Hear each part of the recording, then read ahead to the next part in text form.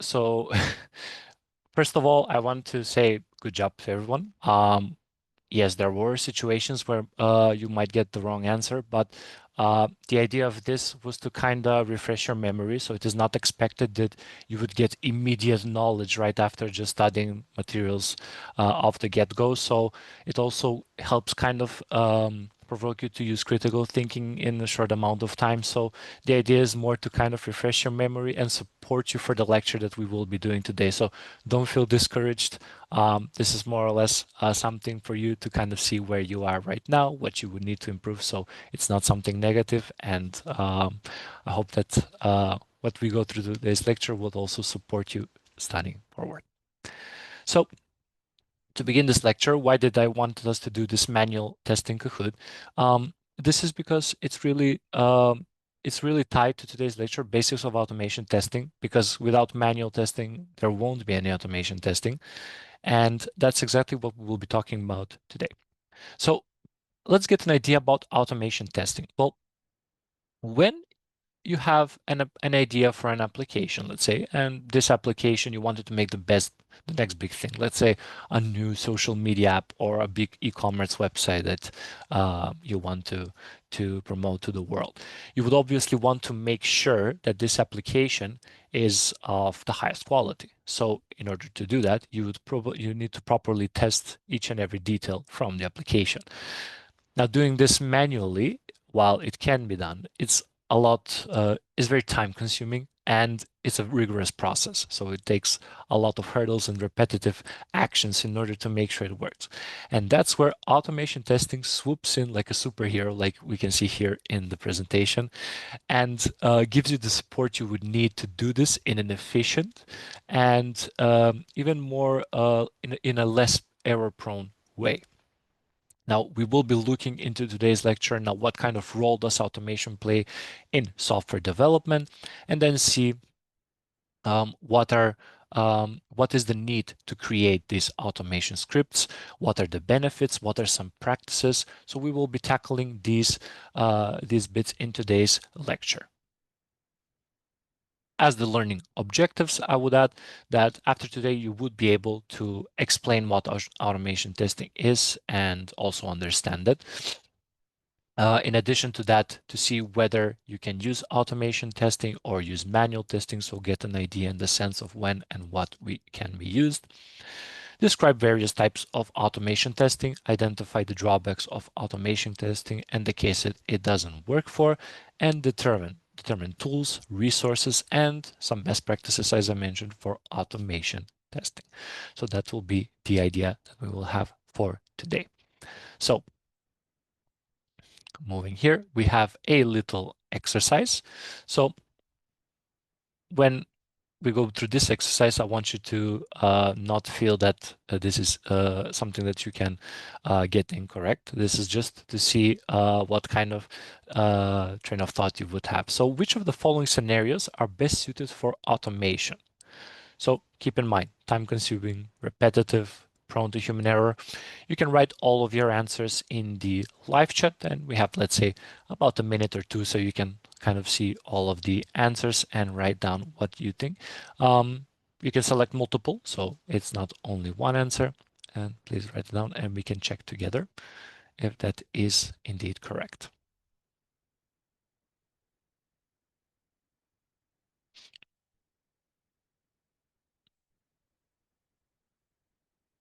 I would put another emphasis, so time-consuming and repetitive, prone to human error as well. What would annoy you that you think it will be too much time and a lot of repetition in order to check?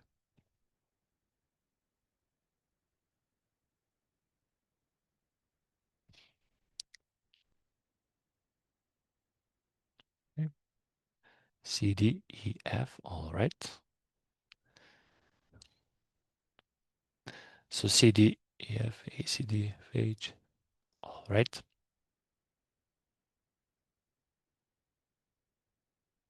All right.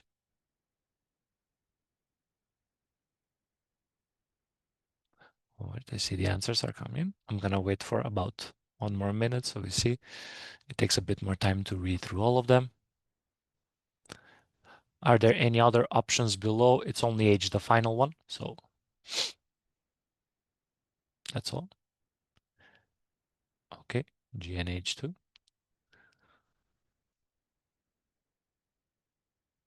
Okay, so I see that most of you are referring to C, D, G, H, and F.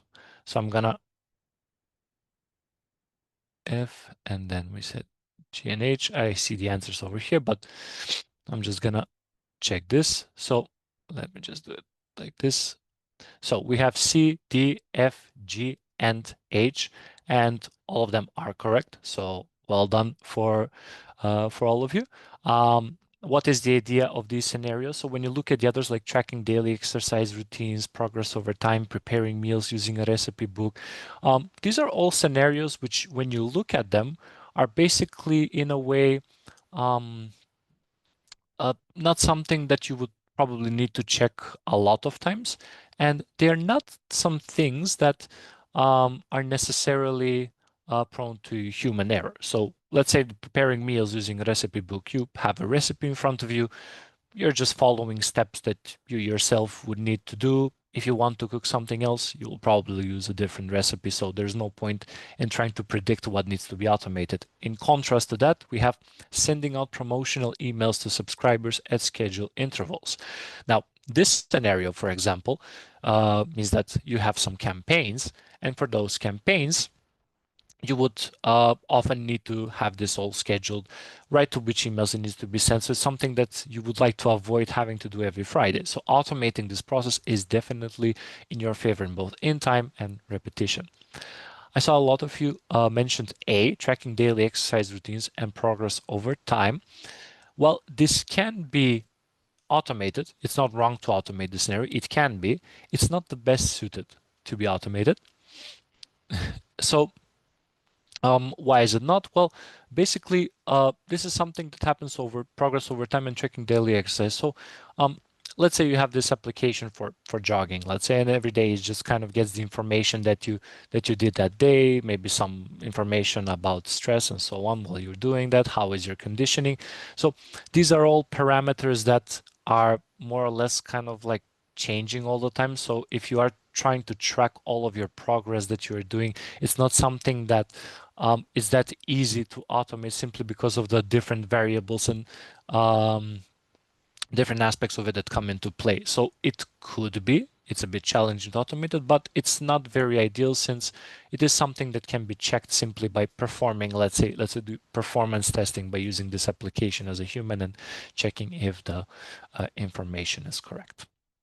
All right. I think that will be for this bit. Thank you all for taking part and answering the questions. And I will move to the basics of test automation. Now, what is software test automation? Well, put simply, it's taking the manual steps that you perform on an application and writing scripts, automated scripts that tell the machine what it needs to do to replicate those steps and execute them um, in a faster pace and in a more efficient manner.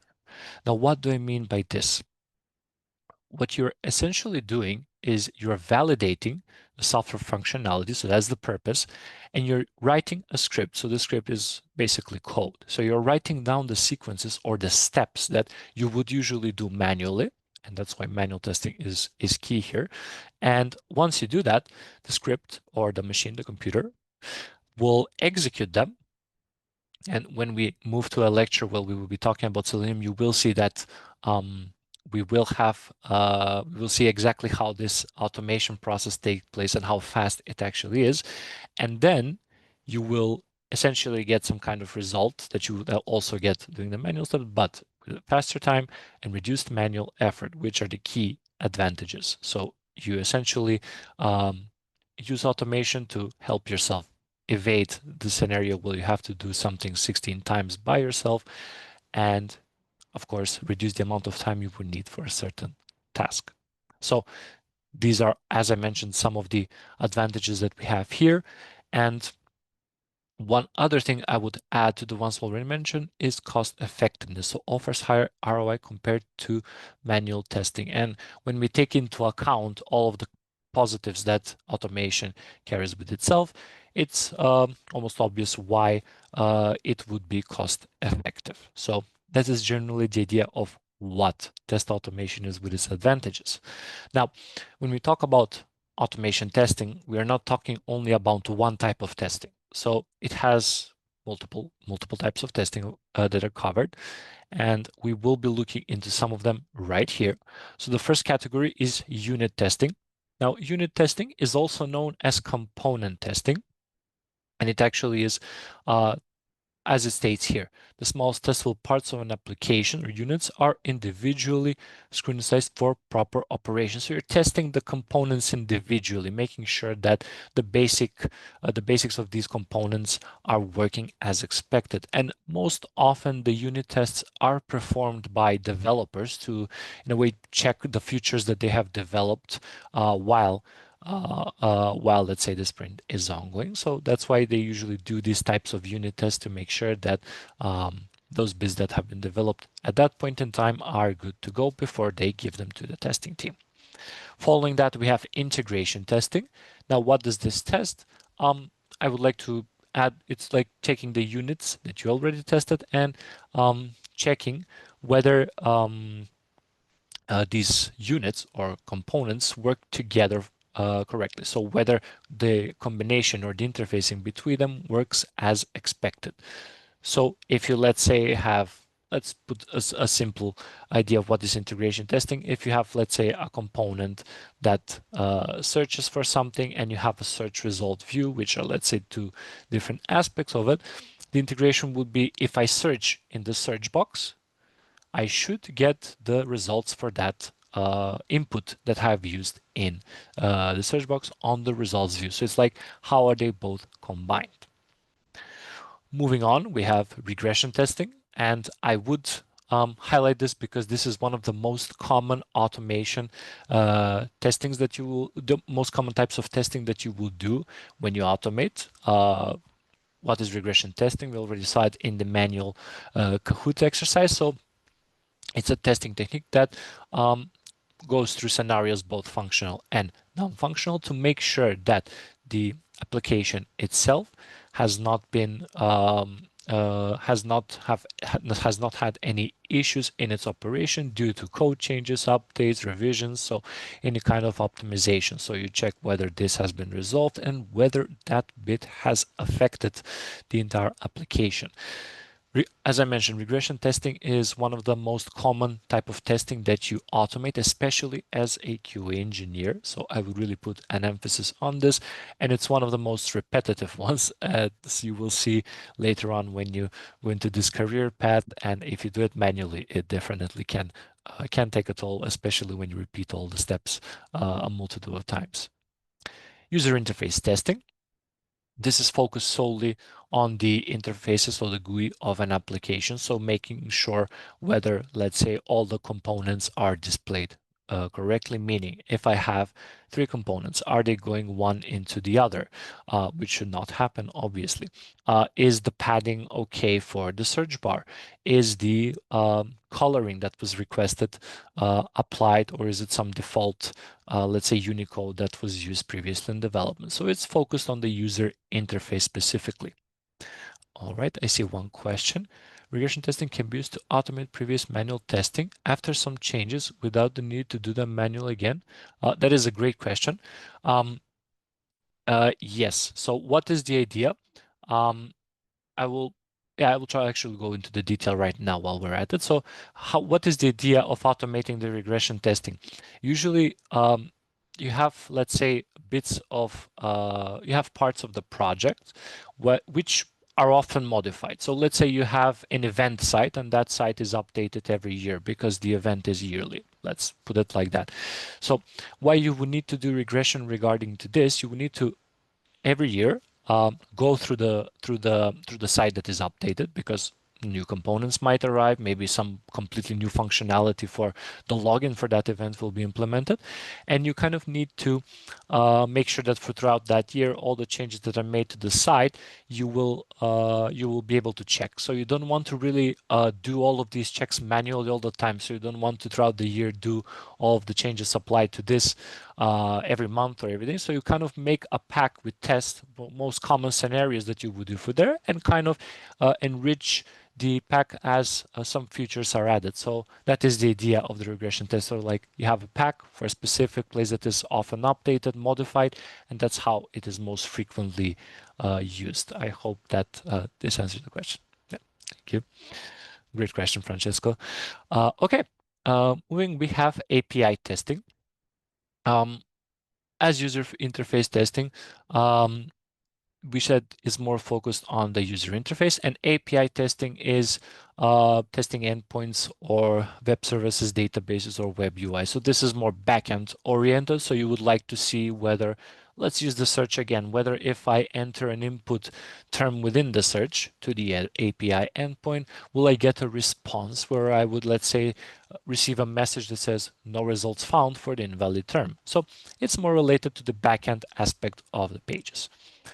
Then we have acceptance testing, which is a test that is basically done to ensure that the requirements that were provided by either the clients, business also depending who works with the requirements, are met. Acceptance testing can also be done by users, which is also known as user acceptance testing, but is also performed by the testers themselves and can be automated. However, usually you kind of include this when working on features because part of testing the feature is going through the requirements. So not only the functional parts that will be developed, but also trying to make sure that within your tests you include the requirements. Then we have system testing. This is basically another level to the integration testing. So we had unit testing, then we have integration, and then system. So the system checks how all various components, interfaces in between, all interact together, and is basically, in a way, a fully working, let's say, application. So this would be the search along the filters with the search results view, and how does it take you to another page where when you select an item from the search results view, does it open the article? Does it not? So it's like the whole, it's like the let's say the entire system as a whole. So both the unit and integration go within this. Moving on, we have smoke testing. Now, smoke testing is actually one of my favorite types of testing to automate. It's not only the simplest, but it's usually the most fun type of testing that you can automate. And this is basically a type of testing that checks whether a software build is ready for the next testing phase. So imagine that you have like some new, let's say, entire project that you're supposed to put on the on your production environment. So you need to make sure that all of the functionalities added are all working as expected. Usually this is like a collection of all the tests that you've automated for all features that are part of this build. And then you need to make sure that it goes through all development staging production environments as good as possible. And again, this is one of the most common automation testing types that you will see and will work with if you are continuing to in your career onward as a QA. Then we have performance testing. This is a non-functional type. And basically performance testing checks how the app, what is the usability of the application? So how stable is the application? What is the speed? So how fast do I receive responses from the site? Scalability. How many users can it hold? So these all can be taken into account when we talk about performance testing. We will see more detail in another lecture. And how this is automated, you essentially just try to write scripts that you simulate a number of users to go to the page, and that, not to go into too much detail, we'll talk about this in other lectures, but I can assure you it's very fun, and it's one of the types of testing where you will find a lot of bugs, which as testers it's a very nice thing. So it means that the job has been done properly. Following this, we have penetration testing, the final bit, which is more or less cybersecurity. processes that simulate some kind of attacks on the system, network, or an application within a given environment. So this is more related to making sure that the page or the, let's say, cloud application, mobile app is secure. And this type of testing is actually a bit, I would say, more high-end. So this is a more challenging testing. So if you are interested and you want to kind of like to challenge yourself after you get some knowledge, this is definitely that higher level of testing. So security testing is definitely something that's worth digging into over time. All right. Now, before we move to the next section, I want, before we do this exercise, to ask you all, do you have any questions so far?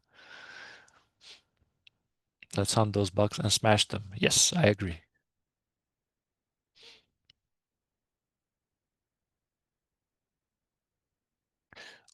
Okay.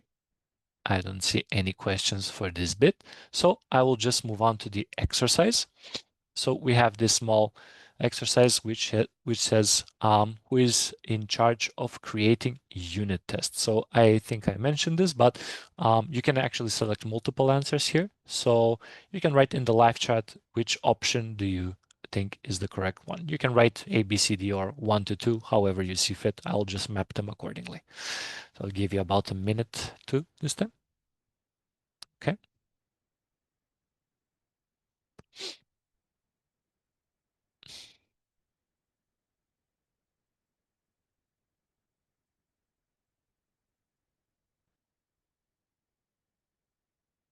Okay.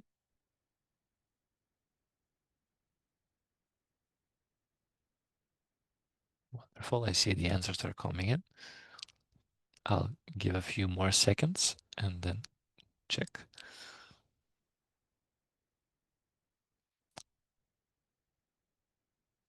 Okay. Alrighty. So in the interest of time, the correct answers are both. We're going to see A and B. So these are, let me see if we can check it. We see here that they are correct. So as I mentioned, unit tests most of the time are done by developers, but that doesn't necessarily mean that it's only developers. It could be test engineers. And as a matter of fact, I would even mention that currently on my project, I am actually the one writing the unit test because that's how it is structured. So it is a scenario where also test engineers would need to do them. Also, some of you mentioned as an option D, Scrum Master. A Scrum Master is a role that kind of oversees the entire project. So their job is more focused on organizing all the meetings, discussing requirements with the clients, making sure that the team has everything it needs. So they don't necessarily go into these technical bits.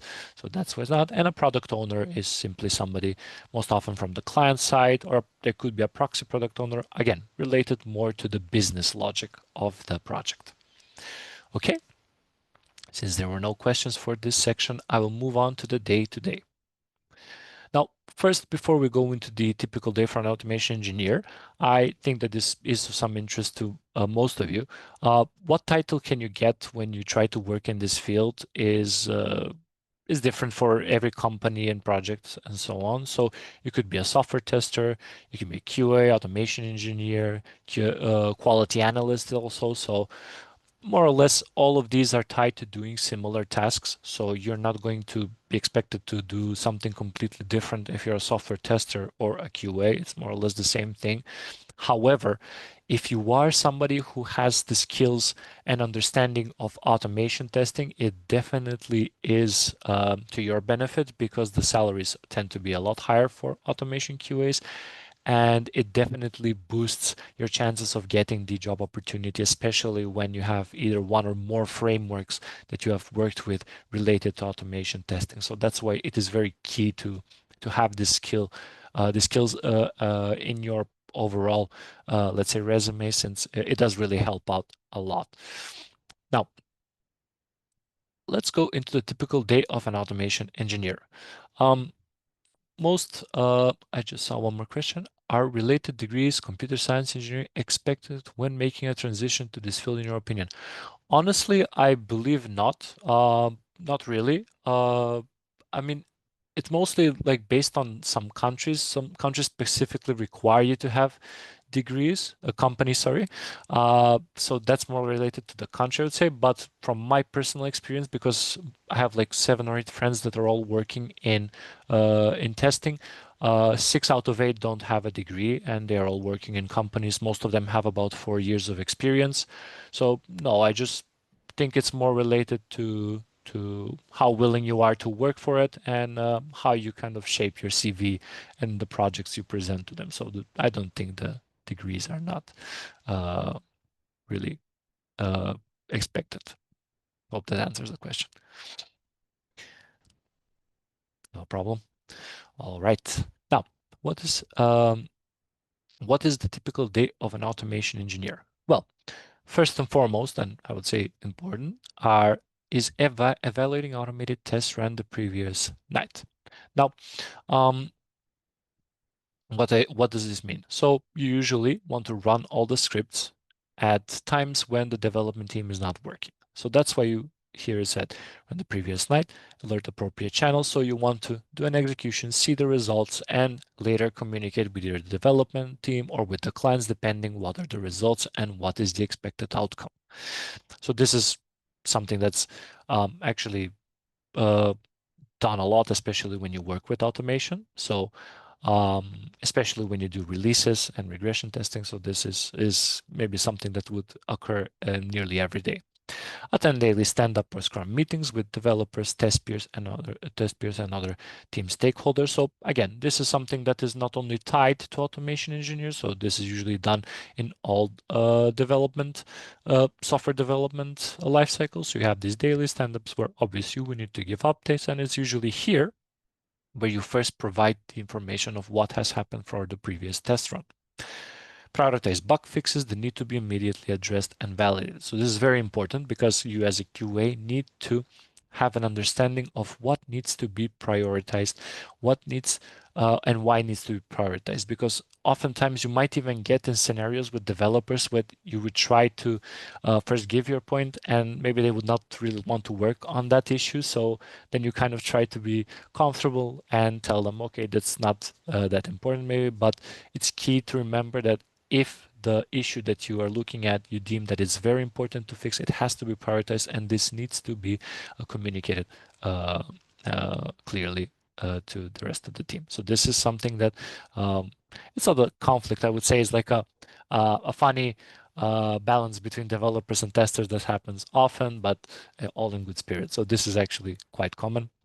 Coordinating with the organization's test team to discuss process improvements and best practices. So always improving the processes, adding new things to the already existing ones is key if you would like um, to increase the value of the overall automation. So this makes sure that while you're working with a framework and you have some kind of testing process and management put into place, this will always be improved upon as time goes on, and it won't be how should I put it? It won't lose its value, so it won't deprecate because it has been left unattended. Finally, devoting as much remaining time in the day on improving, updating, or expanding automation capabilities. I would definitely highlight improving and updating because maintenance is a very big part of a day in the life of an automation engineer. And you will see this even when you do some test projects because the thing is with automation suites, every update that happens to a page, you have to do an update for the scripts that are testing the page.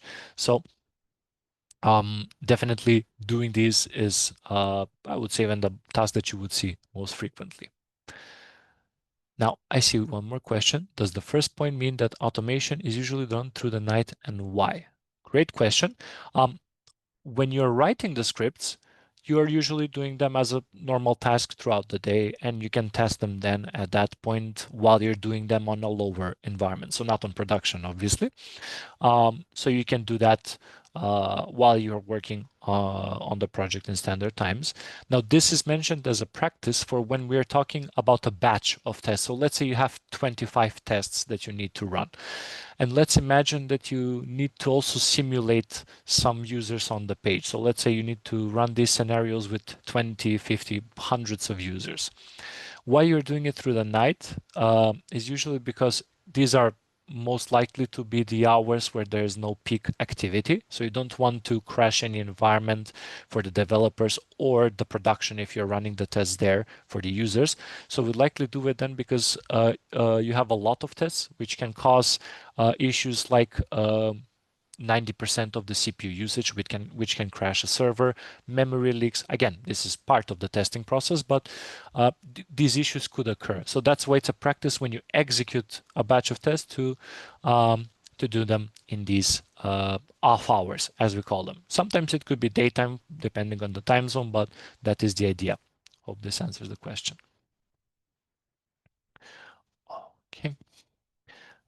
Now I'll move into the last section that we have right here. So what are the skills of a software? What are the skills of a tester? Hard skills, knowledge of programming languages and testing tools. This doesn't mean that you have to know 6 or 7 programming languages. Usually knowing 1 to 2 is more than enough. One to just get into this sphere, but you have to have a good understanding of it. Idea of behavior-driven development. We will talk about this moving forward, but it's really good to have the idea of this because it's a very good supportive tool when you're writing the test scripts, and we will see why. Skilled in usage of automation tools. So you need to have at least a good amount of knowledge for one automation tool, which we will see later in the lecture as well.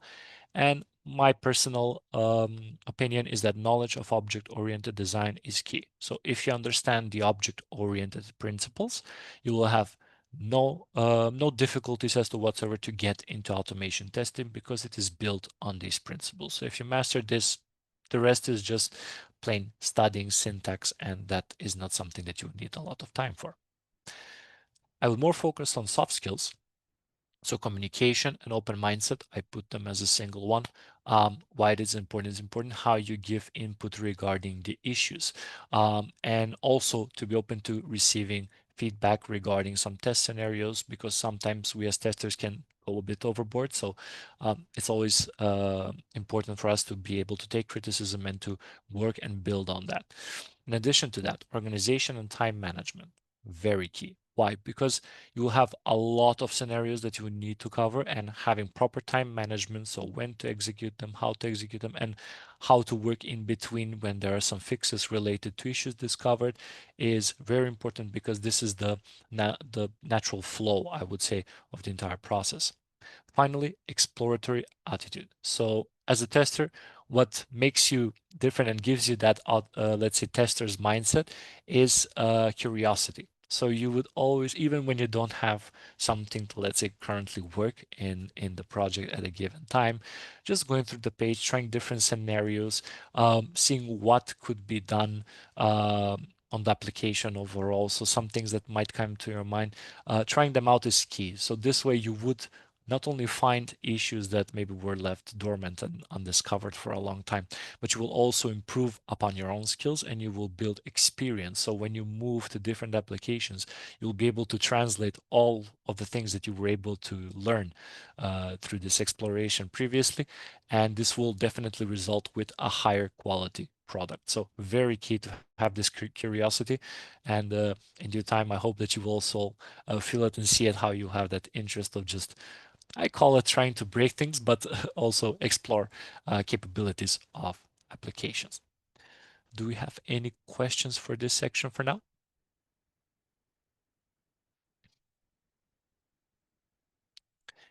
All right, I don't see any questions. So I will move to the more automation realities.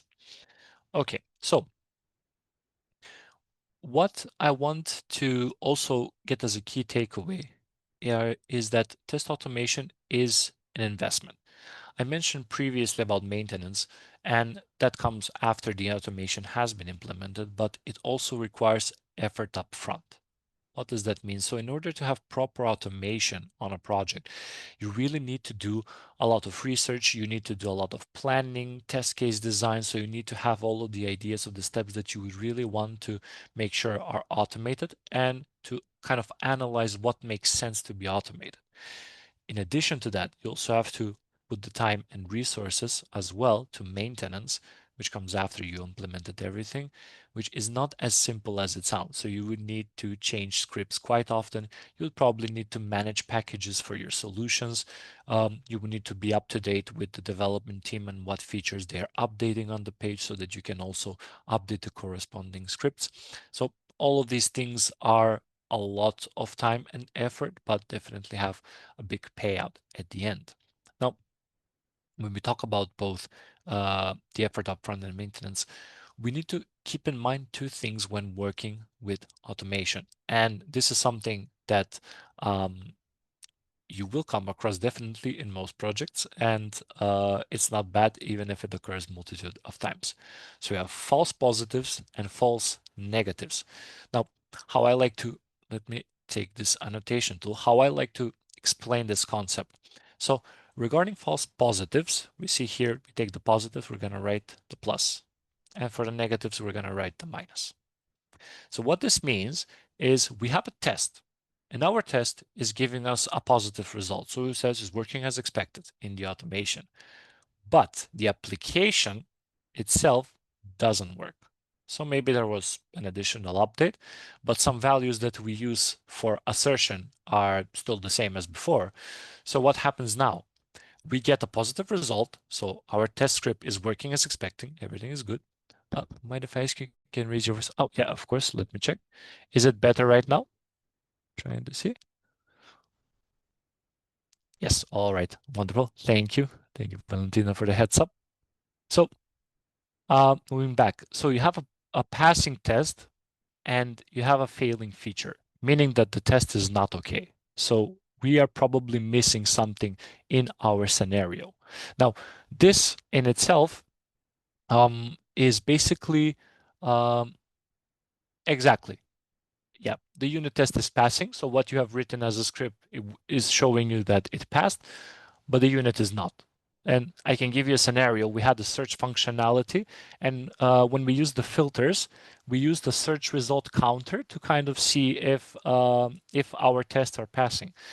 And then the clients had a request to hide the counter, and when our developers were working on that, they managed to hide it, but they left it, it was a bug, they left it, it was always null. Now, when we were doing our test, we were using it as a reference. And since it was not removed, it was still in the page. You can see it on the DOM. We still got the values retrieved. So we got the null value. And every time we would run our test and we would get null equals null, passed. And at first, because this was in my beginnings, we'd be like, great. I mean, they updated the project and everything is working. But obviously, when we dug a bit deeper, we noticed that we are always comparing the same value. So that's a false positive. We get a passing test, but we're not actually testing something correctly. We think that everything is okay. So this is a very key thing to look out for. The false negatives on the other side is your script is failing. So your test says something is wrong. However, the application is fine. Everything is working as expected. You check it manually. You see that the unit is okay. A scenario I would give here, for example, is again related to the same search. A lot of problems with that search in the application. When we wanted to open the filters, you needed to open a drop down that had checkboxes. And when you select the checkbox, it takes a bit more than expected time to reload the results. And now when you're using, you will see these frameworks, they usually want to do all of those steps like in express mode, like turbo mode. So when we would click that, our tests would be failing. And we first thought that there was some kind of issue that the results are not refreshed, maybe. At the end of the day, we did a lot of manual checks to make sure that everything is working, but our tests were failing despite the page working. So it just goes to show that you have to double check everything, even if your tests are either executing correctly and obviously when they are not. So false positive, we have issues with our execution and the application is not working. And then also false negative, we have an issue with our test while the application is operating normally. These are some ideas that you can use to reduce false positives and negatives. So write better test cases, review them, minimize complex logics, and randomize data in test cases. So again, when you put in the effort ahead of time, so let's say when you're going in the process of designing the test cases, you review them with the team together, with the development, and also the business analyst oftentimes, you will make sure to kind of have an idea of what you need to tackle and way to tackle it. Uh, Basically, need to ensure got plot after automation test. Exactly. Yeah, exactly. You just need to get the two pluses. So this works and the application works. We're great with that. It's also two minuses when you think about it, because if your test is not working and the application is not working, that means it's also good. There is a bug. Now, relating back to this, minimize complex logic and randomized data. This is usually done so the tests are not worn out. So you don't want to just write tests for the sake of it. You want for them to be reusable. And to that, I would tie this to that is not uncommon to have a suite of tests run overnight and only have 50% of errors the next morning. And we see in this example, the error occurred on a login password that was used, but it was expired. So again, double checking, reviewing everything before we do our test run is key. So we make sure that the results that we get are accurate, because at the end of the day, we're trying to build quality and not just quantity. So that is the idea behind it. And the main key takeaway is understanding the test scripts, being aware of the development lifecycle, and knowing how to differentiate false findings from actual bugs, crucial to getting value of automation testing. So again, just try to work a lot more into the entire design and implementation of the automation test scripts. And even when you're done with the entire setup, make sure if it's working, recheck manual just in case that everything is in order.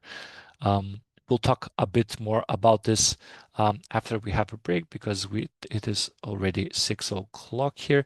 So afterwards, we will go through a bit of an exercise before we start the next session. So I think if this is okay. Congratulations to duck number 7. You will receive your trophy if someone chose duck number 7. With that, your 10-minute break is over and we're back with Angelo. Thank you. Right. Thank you. I have to say the duck race was very thrilling. Nice experience. All right. I'm going to share my screen right away.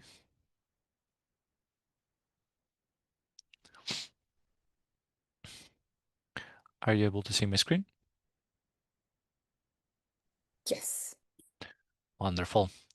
Okay, similar to the previous session, I want us again to get a bit activated starting this one. So we're going to have this group activity with Swag Labs. Now, as I mentioned previously, when you want to work with automation, you need to have a clear design and idea of steps that you want to automate. So kind of an idea of what you will be working on moving onward. And that is exactly what we will be doing in this exercise. So what we're going to do, we have this fake website, Swag Labs. I am going to send a link right now in the chat. Just a moment. So I just need to click here. Let me copy that page. There we go. So you can visit this website, SaaS Demo, and what you would need to do is open the SaaS Demo webpage.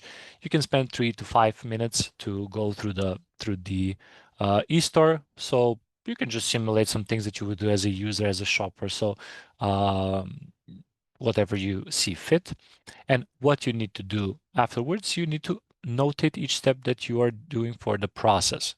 Now, when you're writing down the steps that you do, again, there's no rule to which steps you have to do, but when you will do the steps that you decide to annotate, remember to do them in a detail. So not just I log into the page and enter credentials, but for example, I log into SwagLab as standard user with the password secret sauce.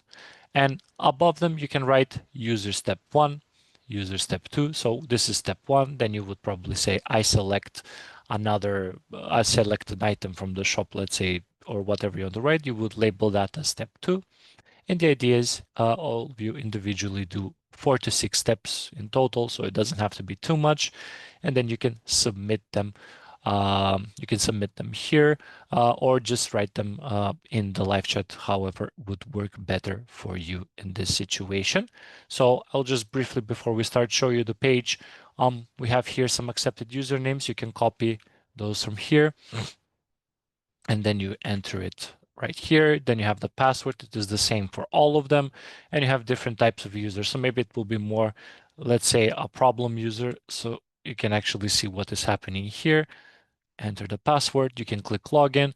Then you'll probably get this, but don't worry, this is just a dummy page, so no issue. And you see this user has some kind of layout. Maybe the other users have a different kind of layout. I will leave this for all of you to discover. So once you have about 3 to 5 minutes to go through all this page, write some scenarios, so 4 to 6 scenarios. As I mentioned, try to make them as detailed as possible. So this is just an example. Um, Yes. So the idea is you write the steps down. The collection of all the steps is the user story. So let me, for example, say I log into Swag Labs as a standard user with the password secret sauce. I select one of the items for purchase. I select the icon with the card. So this is the user story, the combination of all of them. So you can write down 4 to 6 in a combination, of course, doing a specific flow that you yourself do. And then in about 5 minutes, we will take a look at the steps that you've come up with. Yeah, a set of actions. So these actions together would form like the story, let's say, in a way. But yeah, focus more on the actions. Are there any questions related to this, or is it okay?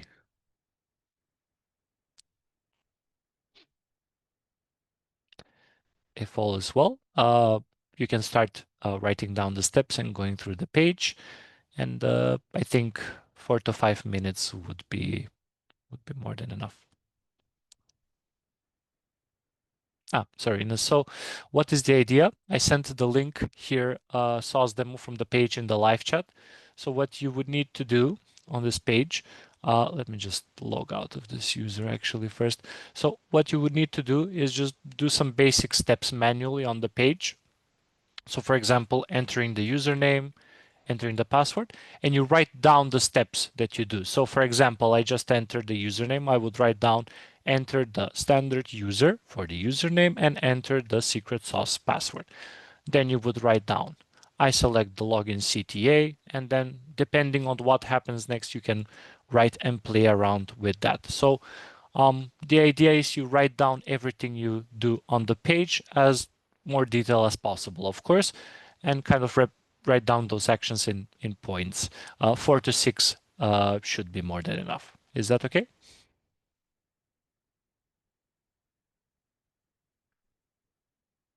Wonderful. Okay. Then, yeah, I'll leave about 4 to 5 minutes for you all to write them down, and we will see.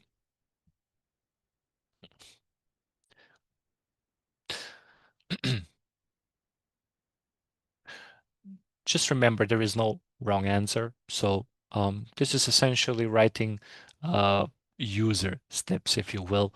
So just write down in detail what you are doing. Don't stress too much about specific wordings and so on.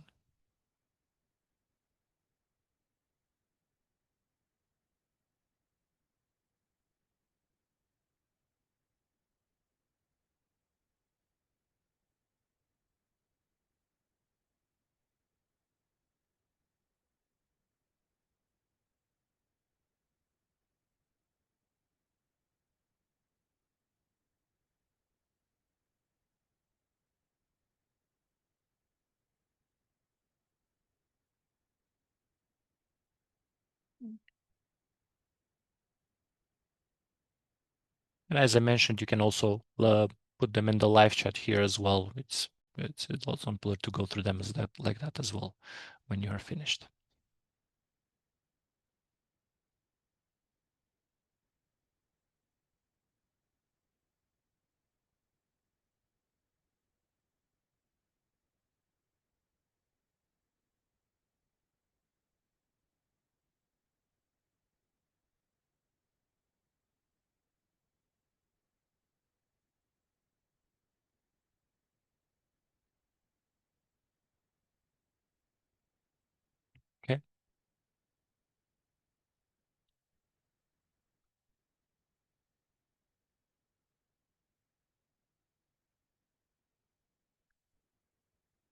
Thank you for the example there, Jumana.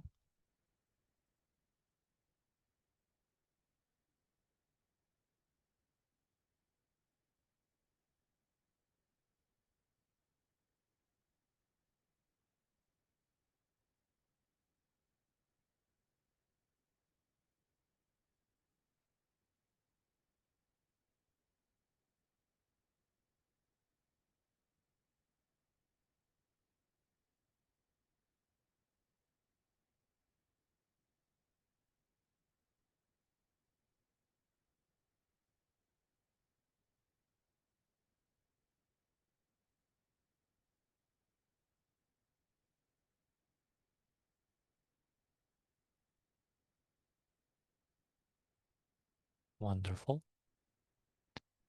There are already some steps coming in. Looks great.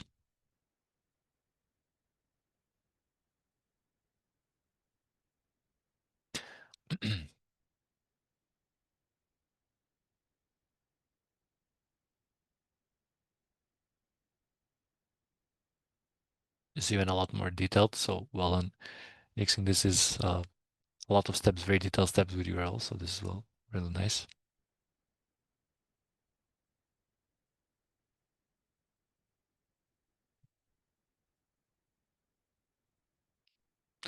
Wonderful. We'll wait a few minutes so just that more of you have the opportunity to send your steps.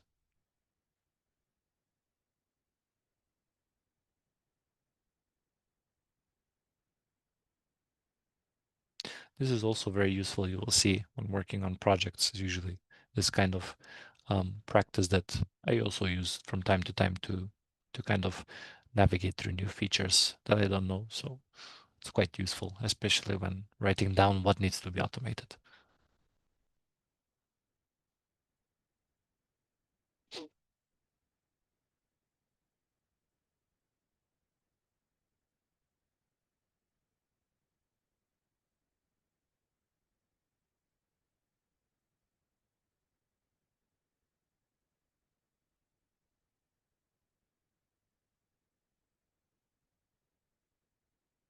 Wonderful.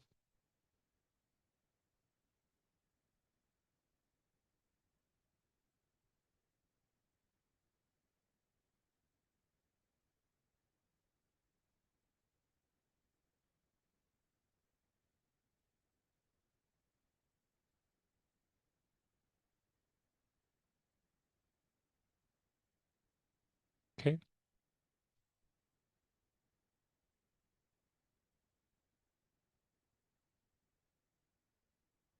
I have to say, everyone, you're all doing a great job. You're all going above even the user steps that were like minimum and required. So it's very nice. That's a very key thing to developing the tester mindset. So very nice. I'm very happy to see that. Okay, give one more minute. 6:23. We can wrap it up at the Michael Jordan number. So give that bit of time, and we'll see.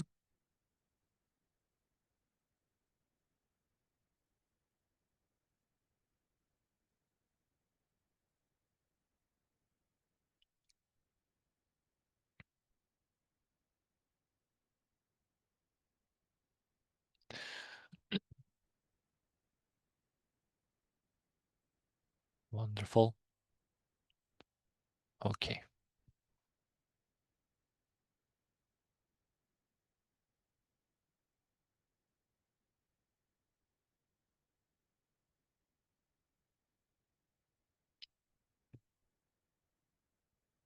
All right. I think that we're more or less okay with them. I see some of you are still typing, so I'll definitely take a look at some of those once they are sent.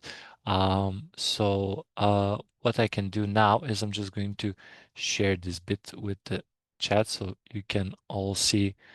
It just takes a bit, so we can all see some of the steps here together. So you all wrote down wonderful steps. I was going through them on the other monitor. So they're very detailed. They have a lot of information provided, which is amazing. So I see a lot of you had 8 steps, 9 steps, 7 steps. Thank you all for just taking part into this and doing even more than necessary. So that's great to see. So when we go through all of these test steps, you can notice that we have a lot of test steps that are repetitive. So let's say we go from Francesco here, we say I log into Swag Labs as a standard user. So we notice that a lot of the times we have the I log in with some kind of user and with some kind of password. And this is something that, again, if I move forward, everybody has written this step. It's a step that is also required to reach the page. So what is important, what we can take as a highlight here from when we design automation testing scripts. So let me just move this chat a bit here. So when we are working in automation testing, what we're trying to do is also not only write the scripts and the steps that we thought of, but also optimize. And one way to optimize is to take into consideration the steps that are repetitive. For example, we mentioned the login. So I log into Swablex as this and that user with this password. And we don't really write this step for each scenario. So for each step that we need to check something, we go ahead and write, now I log in with this user or with that user. We would only try to take the values that we have, so the different types of users, and pass them dynamically.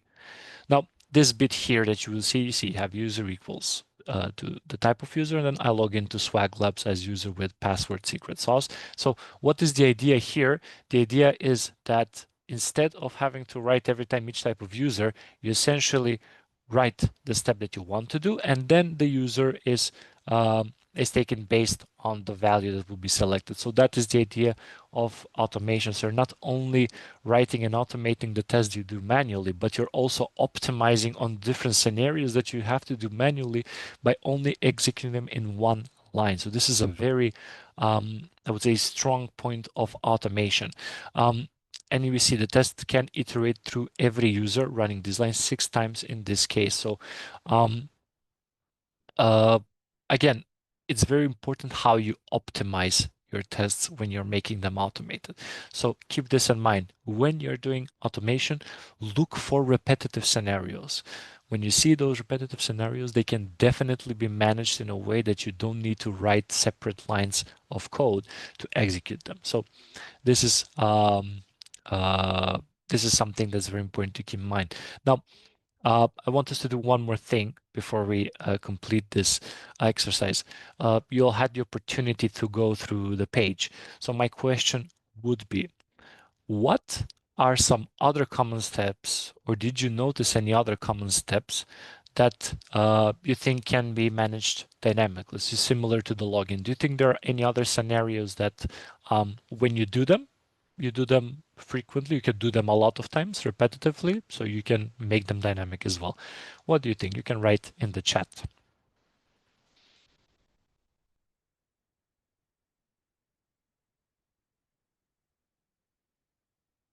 Okay, filter function. Wonderful. Yep.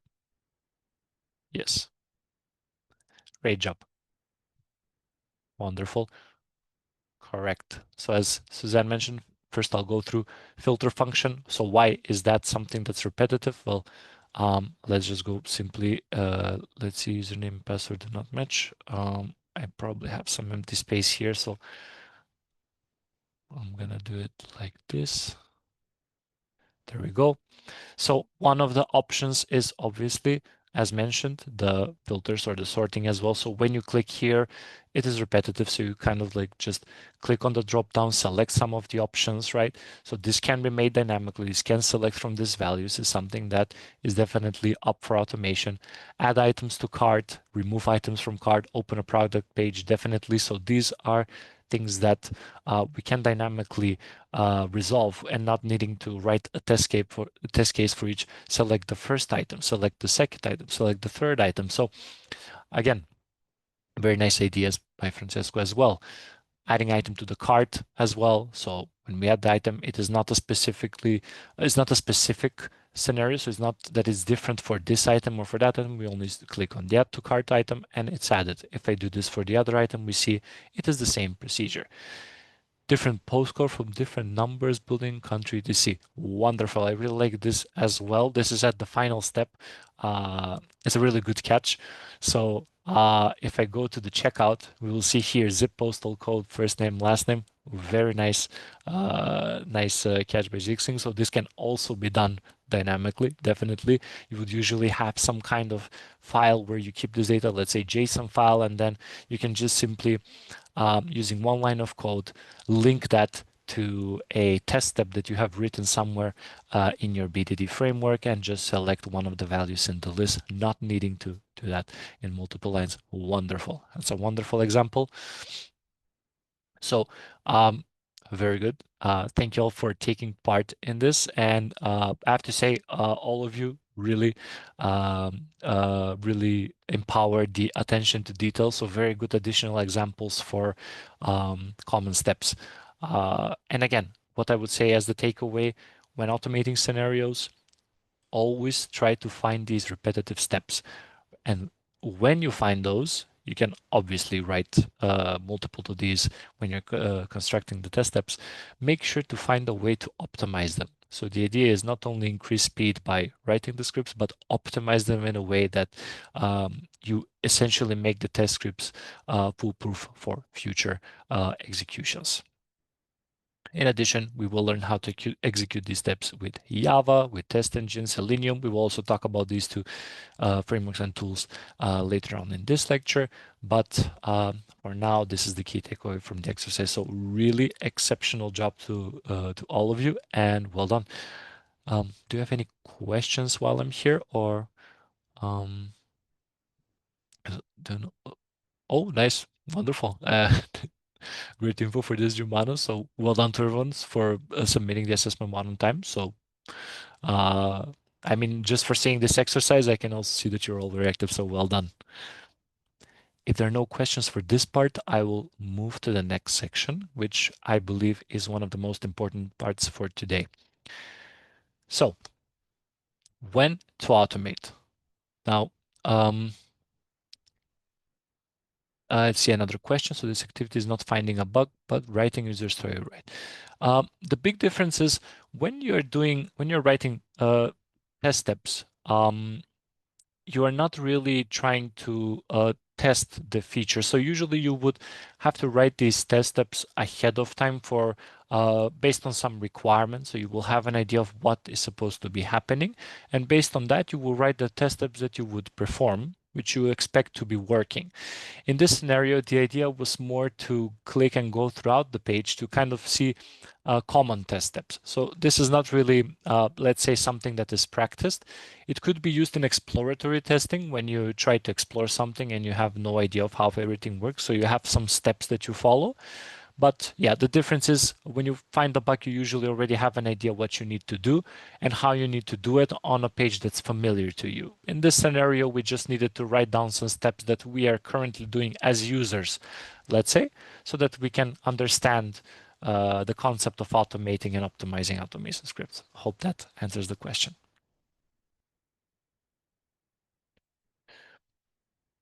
Okay, now, when to automate? Um, Very important thing of automation is knowing when to automate and when not to automate. Those are two things that we'll tackle in this section. Why is it really important? Nowadays, you might even come across this quite frequently in the industry. And even nowadays, while you're also going through these materials, that everything can be automated and there's no need for manual testing. And I would call this, in a way, as even a superstition. It is definitely not true, and I would like for all of you to keep this in mind moving forward. It's not possible to automate everything. 100% it's not possible to automate every possible step there is, and that is okay, and that's why manual testing will always be needed in some shape or form. However, we as testers should always try to see what is the best in the interest of time. So what is the base for the application at the given moment? What will give us the greatest results? So it's not always about, I'm going to write scripts and these scripts are going to be the best and I'm not going to need to do manual testing. It's about thinking throughout the entire process, what is the best for the application, for the client needs, for the user. So that's why it's very important to distinguish what can be automated, what should be automated, and what should not be. Let's take a common example for when you can automate something.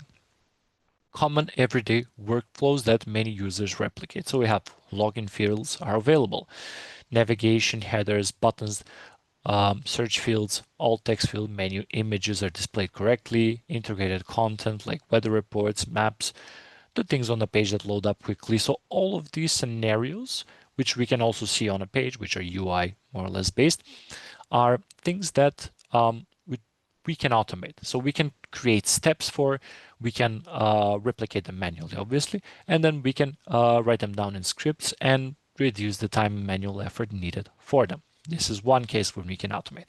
Moving this on, we can also automate API testing, meaning I'm not going to go too much into detail, but if you would like to test endpoints, if you want to see if the correct response code is sent back to you, you can definitely use automation here. So you can check whether the logic is properly implemented. So if I, for example, try to send some credentials that are not existent to a server, do I get the correct response or am I logged in? What kind of response do I get from the server itself? So every aspect of an application like such, backend and frontend, can be automated. And when possible, it should be. Again, we mentioned this and I want to stress it's really important, reduces time and manual effort.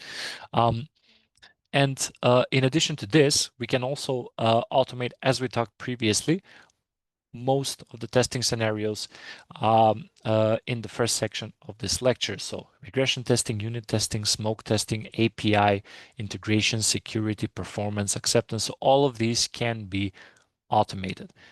As I mentioned, when you are making the decision on what should be automated, it is not only based on, okay, this is a regression test, I should automate it. This is a performance test, I should automate it.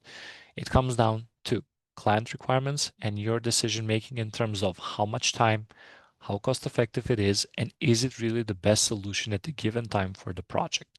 So I really highlight the importance of these aspects to be taken into consideration when thinking about whether to automate and when to automate the future. Regarding what can be automated, as we see, most tests can be, in fact, automated and are most of the time. Do we have any questions right now?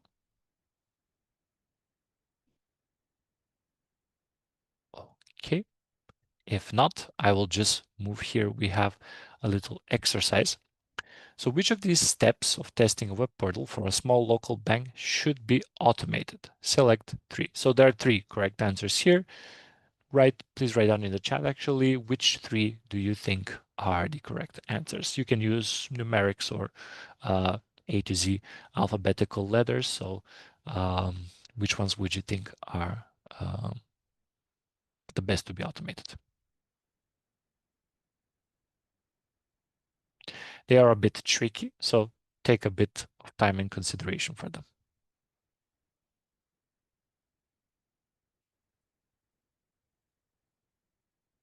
1 through 4. Okay.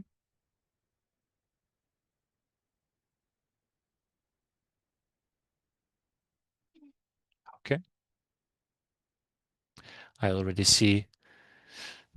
Yeah, perfect, Jordan. It can be ACD 1 through 4. Doesn't have to be everybody follows the same trend. So feel free to answer as you wish. Already see the pattern.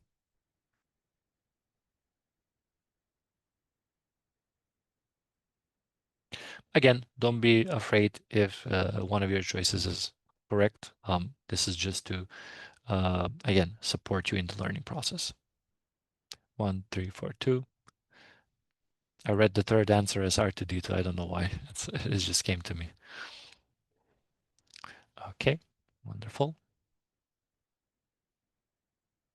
We have a different one. Okay, Jordan, second guessing your answer. 1, 2, 4. Okay, we have something different.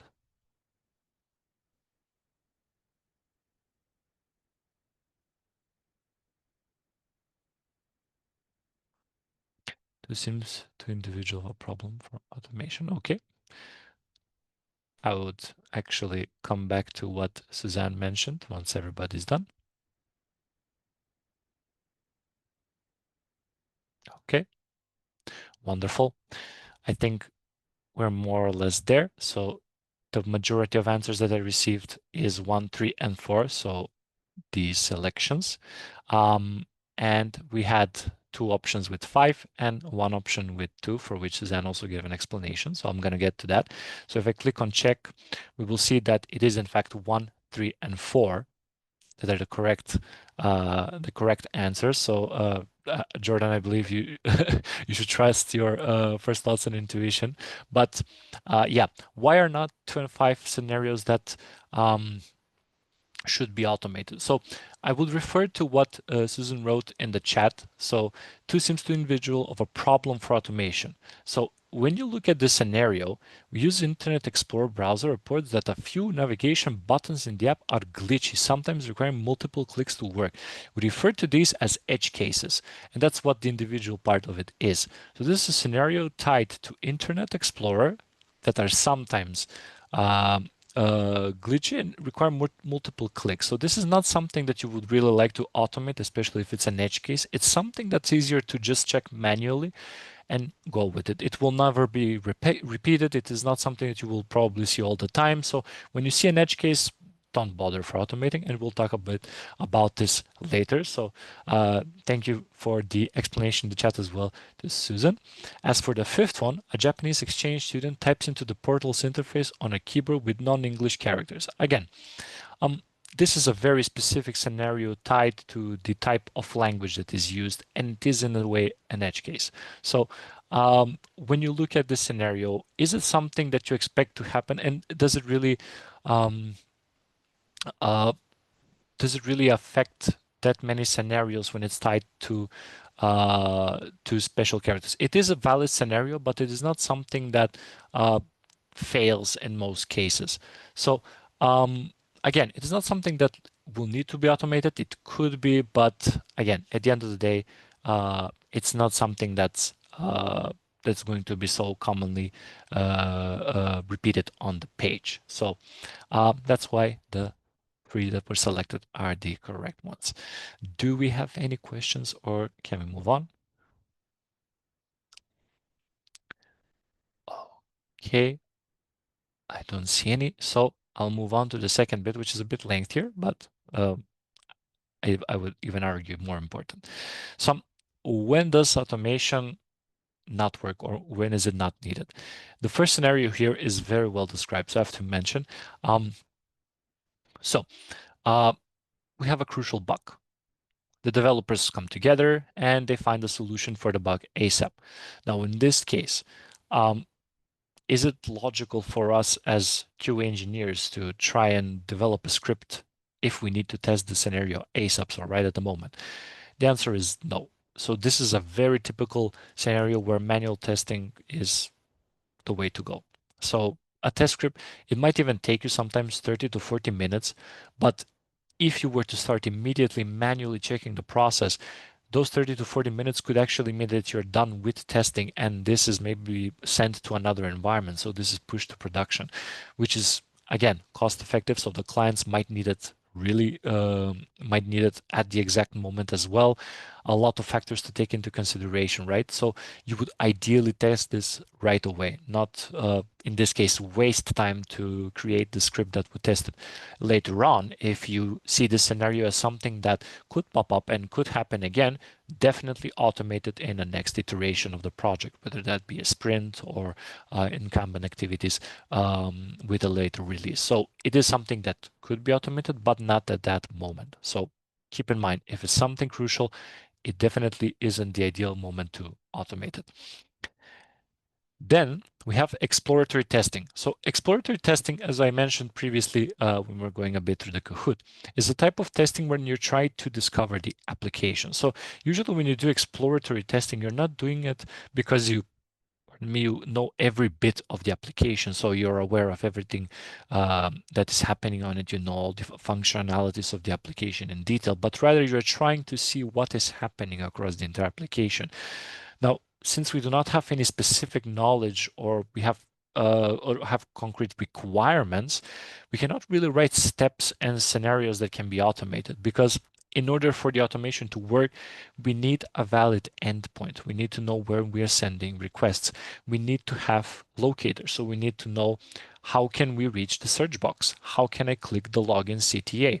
How can I reach the article page if I have not seen the article page, if I do not know where the URL is, if all of these things come into play and I do not have the answers for them, it really becomes difficult to uh, essentially write any type of automation script. So usually exploratory testing 99.9% of the time is done manually and for those specific reasons.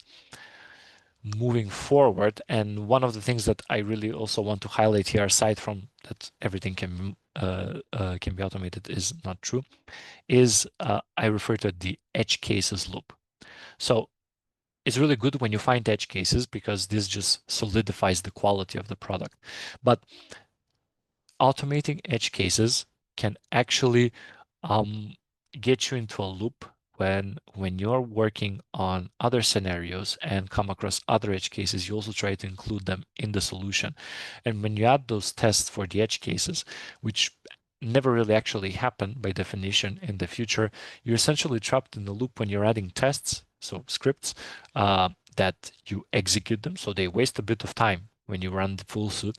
Um, and you're wasting a bit of your own time by writing these suits as well, that have no real value. So this is something that once happened, and then in the future it will always pass. So you're having essentially a test that does improve the percentage of how many tests have passed, but essentially it's not doing anything. It boosts the percentage of successful tests because it will always pass, but at the end of the day, it is an edge case. So it might not really give us a good picture if we're trying to aim at a certain percentage. Let's say we need to have a 95% success rate and we have a 97, but 2% are based on a test case that always passes. So really important to avoid automating edge cases. And if you are in a scenario when you say, okay, but this edge case happened again, and then it happened again and again, then it's not an edge case. An edge case is something that's very hard to replicate and happens once you resolve it and you never come across it again. That's by definition. However, when we're talking about something that's repetitive, then it is not an edge case and we will definitely automate it. So edge cases that happen once, no need for automation and try to avoid them at all costs. So that is um, very key here. Um, Now, here, as we can see, other software and its workflows are complex that will never be able to pass automation tests consistently. When you run your suits, even though they might be working all the time, so when you try them locally or when you're writing them individually, there will be some times when the page might be a bit slower due to a third-party application, so it's not necessarily to the deployment or the development themselves. So you might come across situations when uh, you have failing scenarios. And if you notice that your test suite has scenarios that when you run them locally pass, but when you're doing an entire deployment, they fail and they could even crash the entire deployment, it's often just better to let them go. So either ignore them or just erase them entirely and just work with work make a workaround where those scenarios are just checked manually. We also did this on a project. I worked on an e-commerce page where as I mentioned, we had the issues with the filters and the search, and we decided that it's not ideal to add thread sleep waiters or any kind of waiters for the filters since the environment was a bit slower, and then we would have other failing tests due to the amount of waiting that happened in other scenarios. So we just decided to go with 2 or 3 scenarios manually since they were not really big scenarios. They only took about 2 to 3 minutes manually. So again, in an ideal world, you would be able to put all the automation tests on any project and run them all successfully, but this does happen. So this is also a scenario where you need to think, okay, it's just better to do this manually. Do any of you have any questions for this bit? It was a bit more talking, but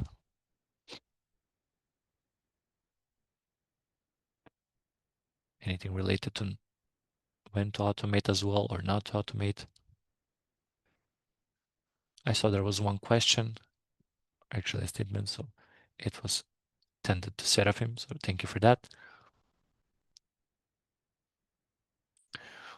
Okay, then we have one more exercise here. We have which of the following would not be a good reason for automation regression tests. So here we only have one answer, so we don't need to write multiple options. So you can write 1 to 4, A to D, so whatever you prefer in the chat. I'll give you a minute, minute and a half. I think this is a more straightforward example. Okay. All right. Wonderful. Again, I am seeing here a good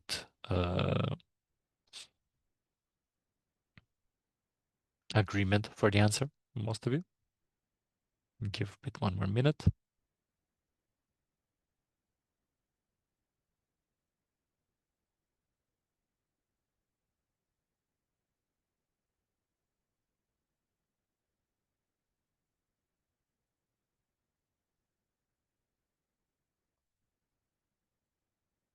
Okay, wonderful. I see the answers are coming in. It's 50. So most of you answered with 3. I will just select it here and click here to check, and it is the correct one. So automation tests always produce accurate results. Correct. As I mentioned at the beginning, you cannot always automate everything, and it's not that automation always gives you the best and correct answer. So that's a very interesting image. Thank you, Jordan. But yeah, this is the correct answer. The others, if you read through them, regression tests are performed routinely, and this process will be tedious to execute manually. Those are good reasons to that's a good reason to automate, incorporate into team's regular agile development cycle. This is a very good practice, as a matter of fact, and test cases are always being added as application grows and surpass available bandwidth of manual testers. This is also a scenario. It's a realistic scenario, so it is a good idea to automate that case. So very well done. All of you got the right answer. So since there are no questions, I will move to the tools of the trade section, and after that we will have the break. Now, automation testing frameworks and tools. So here we have a bit of a code snippet. I'll just scroll down a bit now. So when working with automation testing, you will have automation testing frameworks and automation testing tools. There is a third bit, which is called BDD frameworks, behavior-driven development framework, which I'm not going to go into detail about, but you can research if you want to do it in your own free time. What those are is super helpful, but I'll focus more on these two now. So we have, I see a question. Is there a clear expectation when an edge case becomes regular enough to invest time into automating, or does it depend on the team company? A great question. As I referred back to this, I mentioned when you have an edge case, it's usually a one-off. So if that situation tends to repeat, it's not actually an edge case, it's an issue. So if you see it once and it's resolved and you never see it again, that's an edge case. But if it happens once and then you resolve it, it happens again, you resolve it again, it happens a third time, it definitely has to be automated, and it is something that's repeating, it's an issue. So that's how you kind of distinguish if it's just an edge case or not. Does it repeat? Yes. Okay, then it's not an edge case. It's a real bug, a real actual issue. Hope that answers the question. No worries. Okay, so put simply, the testing framework is a collection of reusable built-in components that eliminate the need to build a program from scratch. So basically, you can understand it as this. You have the framework, and the framework gives you the ability to organize, to prioritize, and to assert your tests. So it gives you the ability to do all these all of these things that are, let's say, more structural in a way to the actual tests. And the testing tool is actually what we use to construct our test steps or bring them to life. So with the testing tools, we have the ability to have locators. So be able to locate the search, the login, the channel on YouTube, whatever. So, you know, these items, enter credentials into an input field. So this is what we use the testing tool for, and the framework supports us in which test case should we execute at a given time, which is the first test case that should be executed, how we assert if something is true, false, or if something is visible. So that's why we use the frameworks and why we use the testing tools. Some example of frameworks are TestNG, which we will be working with in this course, PyTest, RSpec, NUnit if you're using .NET. So these are all tied to, as you can see, different programming languages. If you're interested in this, I will also provide some links later on. You can do some reading. The documentations for all these frameworks are absolutely fantastic. And the in addition to that, the testing tools like Selenium WebDriver, which we will be using in this program, as I mentioned, are the main bit that help us just go through all these pages, click on the items, write some information that we need to, and we will also see some other testing tools in this section as well, but more or less we will be working with Selenium. So I'm seeing a question from Valentina. So does this test that calculator is working as intended? Yes, actually, is checking whether the result should be 5. So the assert equals is that bit. All right. Do we have any questions related to the Okay, I see a question. Does the test tool depend on the language which was used to write the software? Well, this it does. In most cases, it does. If you're working on a project that works mainly with, let's say, .NET, most likely you will be working on automating everything in .NET just for simplicity's sake and for code reviews because the developers that will review are more familiarized with that. Okay, yes. So Python is with PyTest, Java with TestNG, .NET with NUnit, RSpec with Ruby. These frameworks are tied to the languages, but they're different in every language. You have one for each language, basically, object-oriented language. So yeah. Okay, if there are no other questions, that I will move on to the TestNG and Selenium section. So a bit more detail about the frameworks themselves. TestNG, yes, exactly, Susan. Yeah, PyTest is not with Java, it's only Python related. However, TestNG, you can imagine it as its alternative for Java. So TestNG for Java is what PyTest is for Python. So that's the idea. All right. So TestNG with Selenium is a widely used automation package. So this is very standard. As I mentioned, when you're using, let's say, use the example that Susan mentioned with Python and PyTest. When you work with Python, you also have Selenium in Python, and you use it with PyTest. So that is the standard. You have Selenium and you have a test framework, which in this case is TestNG. It's short for Test Next Generation, and it's Java based, as we mentioned earlier. And what does the framework do? We have a list of things here. I'm not going to go too much into detail about annotation support, support for data-driven testing, support for multiple instances of the same class, flexible execution model, test suite, groups selected to run, defined, configured by XML. So we have multiple options that the framework provides. This is quite common for most frameworks. So this is the idea behind the frameworks themselves. You do not really need to go into detail about all of them. Even experienced testers do not know all of the possible functionalities that the framework provides. It's just important to know what's the idea of the framework, and then you just use the documentation to get what you really need for your test specifically. So it differs what you really need from framework to framework. Moving to Selenium, it's an open source collection of browser tools and libraries created by Jason Huggins in 2004. The core functionality is WebDriver, and it works across multiple to different drivers. So the driver is basically, put simply, simulates the browsers. And what's good about Selenium is that this WebDriver can be instantiated in Firefox, in Google, in Safari. So you can simulate different types of browsers actually. And what does it do? As I mentioned before, this executes the steps. So performs the web browsing actions or steps. So click on this, write the login username and password within the input fields. And we can actually go ahead and see a scenario here. So we have the web driver. So we are actually activating a Firefox driver. This will open a window simulating a Firefox browser. And then we're waiting for about a few seconds so it to be open. This will be the wait actually that we use for the elements to be displayed. And then we say driver get, we enter the URL. This is basically implementing, adding which page we want to visit. Then we try to find an element by its name.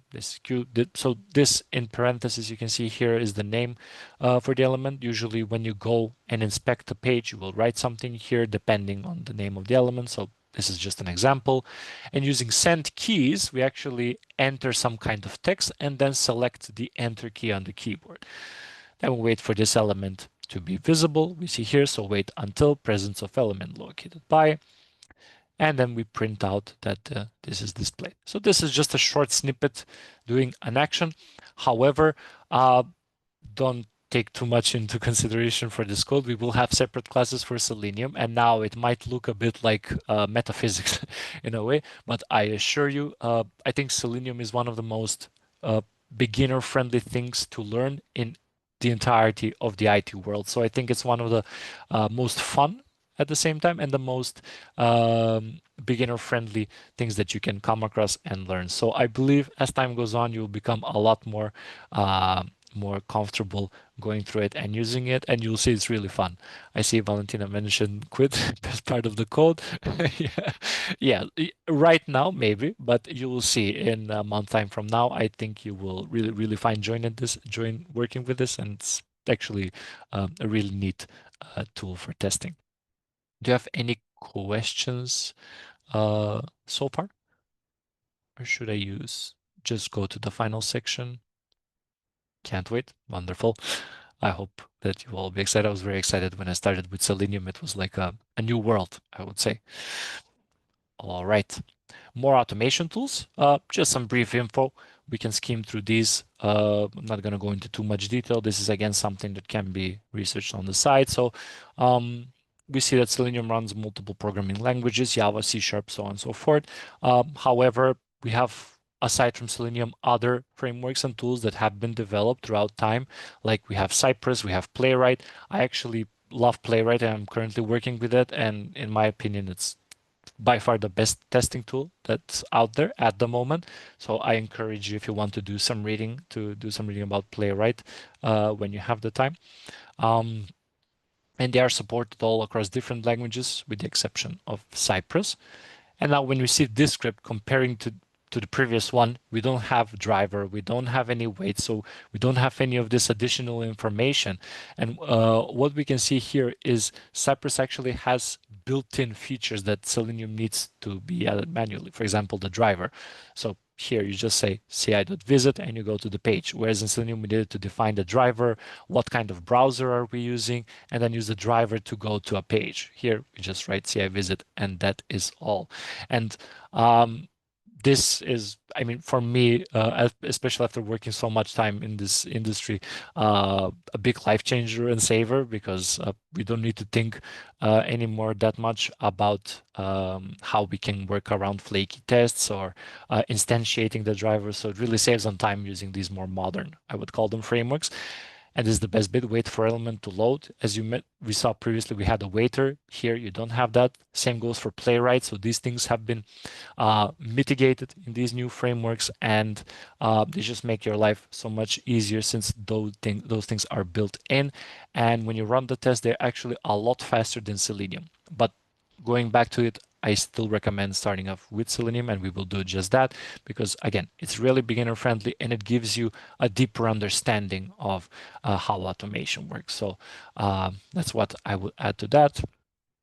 Some additional info, most of them can be run in headless browser mode. This is the default when you run the tests during deployments because of execution time and performance. However, you can also use headful mode, which just shows you a browser and it shows the actions that you are doing. So when you run automation tests, for example, it will open a browser on your laptop and it will show you all the steps, like clicks on the buttons or just searching. So it's a really fun experience, and I really hope that you will have fun with it when we get to that bit. And finally, some additional tools, some which we will tackle in this program as well.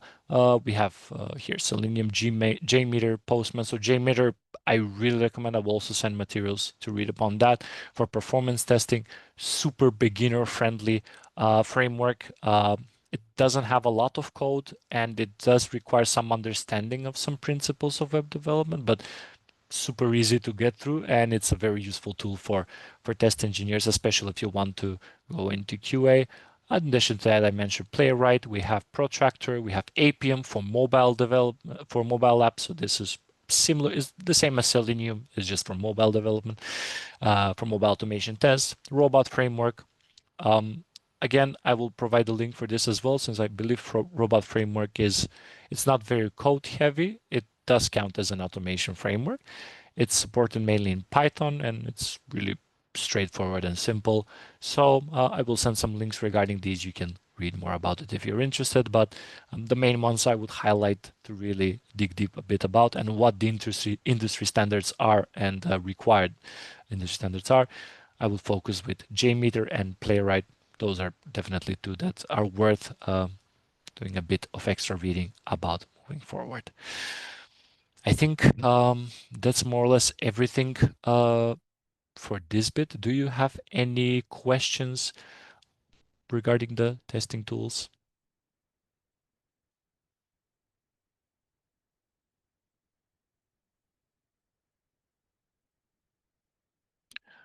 Okay, I do not see any other questions.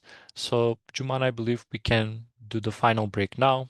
And I Perfect. think, yeah. Thank you so much, Angelo. Folks, enjoy 10 minutes break with just music, and we'll see you soon. Okay, let's continue when we last left off. Uh, Let me just share my screen. Okay, can you all see my screen?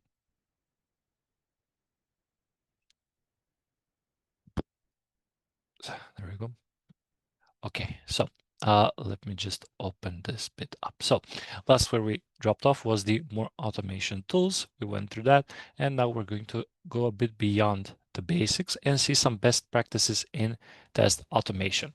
Now, it's not only important to decide which tools to use, which frameworks when we're working with automation testing.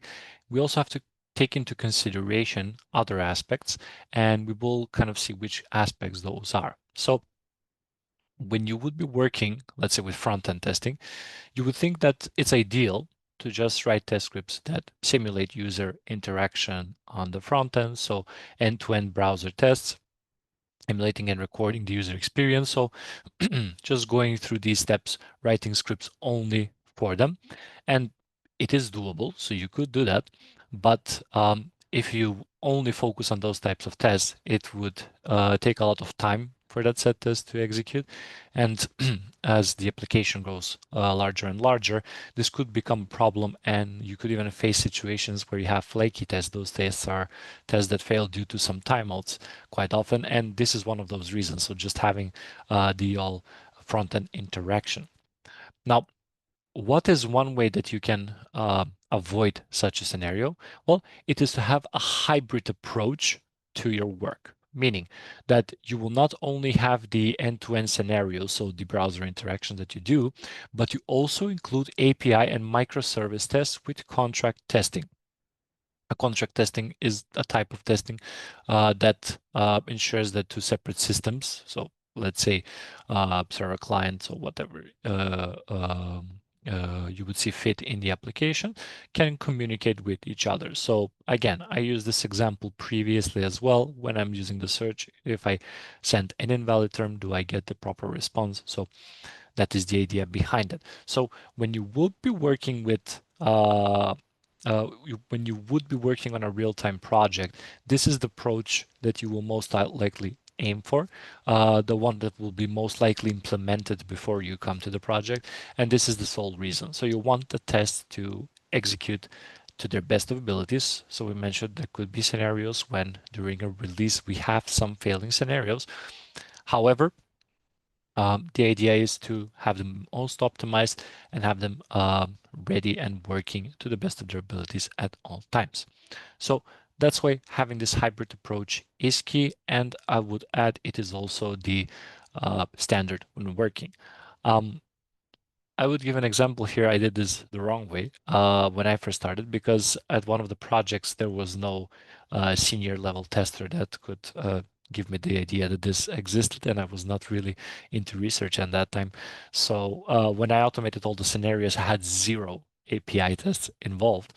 And due to this, when I would run the tests, I would often have to rerun individual scripts because they would fail due to their slow speed. And just maintaining and refactoring all of these took so much time. And then when I was introduced to this concept, it was a lifesaver. So keeping in mind the approach that you have to your solution is very important. Now, in addition to the approach of how you're going to organize or rather, how are you going to implement the test scripts? It is very important how the project structure is organized. So if you have a good structure, if you have a good visibility of of which items are placed where, then you will have an easier time of maintaining the solution, and you will also have a better execution time and a better performance of the test due to the better communication of everything within that solution. So you might have, if you wanted to do some research on the side when you've heard of automation testing, come across video tutorials where usually the examples would all be taking the code and writing it in a single class. So every example is just put in the same place. So you see like maybe, I don't know, 700 lines of code and all that. And those 700 lines of code that you could see are not really realistic. And it's not about how much lines you have in your solution. And it is more how optimized and how structured those are. So those scenarios you should ignore. You can use them as examples in practice, of course, but in real project, that does not happen. In real project, we use something that is called the page object model, or POM for short. And this is something you will actually see on, no, not on nearly all, but on all interviews. And this is a structure and a model that is used across mainly all organizations when working with automation testing. So what does the page object model do?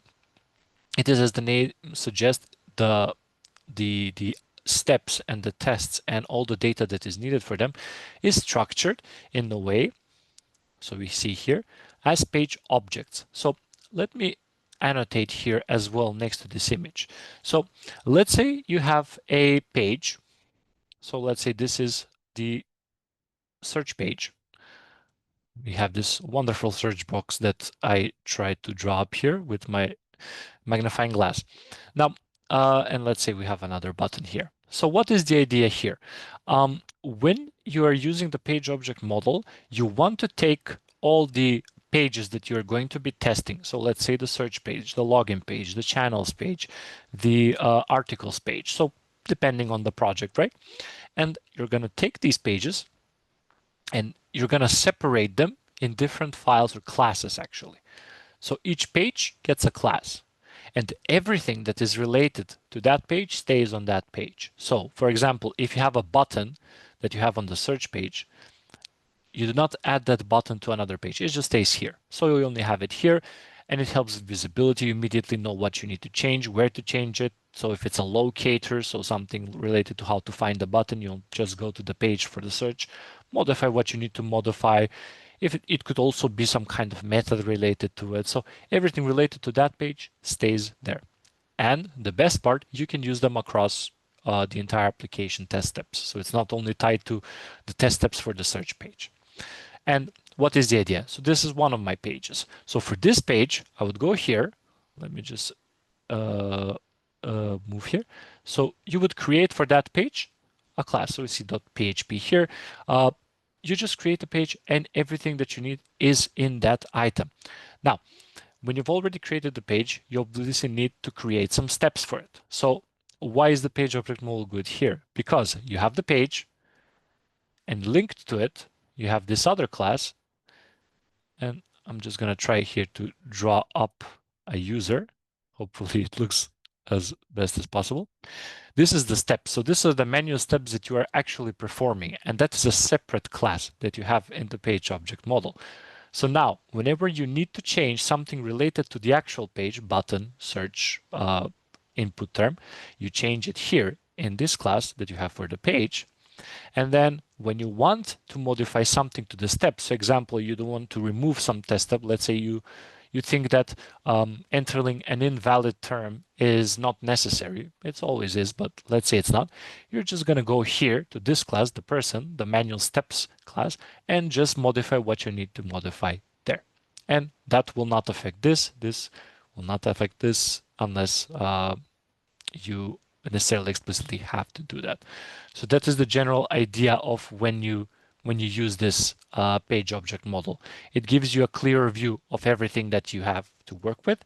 In addition to that, it also provides a clear structure of all the elements and all the items that you have available at your disposal to work. As I mentioned again, I think I forgot to erase this arrow here. I just noticed it.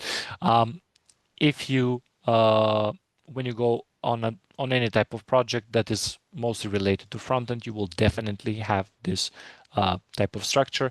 And if you don't, I highly encourage you to do an extensive reading on how it is implemented, because it is not something that is uh, really complicated to implement. When we start automating here, you also get the chance to learn how to basically structure all of the items that you would need for testing. So you will see that it's not that difficult, and it might just sound complex now, but it's actually pretty neat, and I myself am a big fan of it. So I highly recommend, if you have any extra time, to do a bit of reading about it. So these are basically just some of the things that you can get for best practices for automation.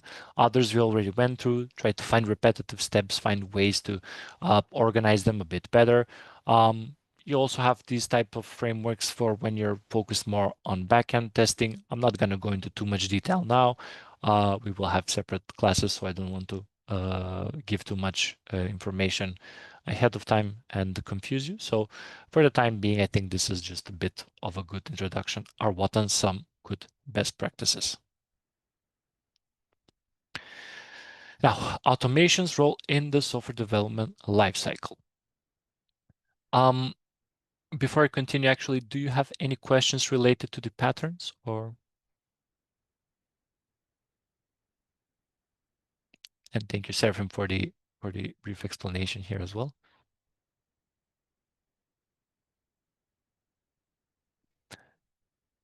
If there are no additional questions, then I'll just continue here. So what is the automation role in the software development lifecycle?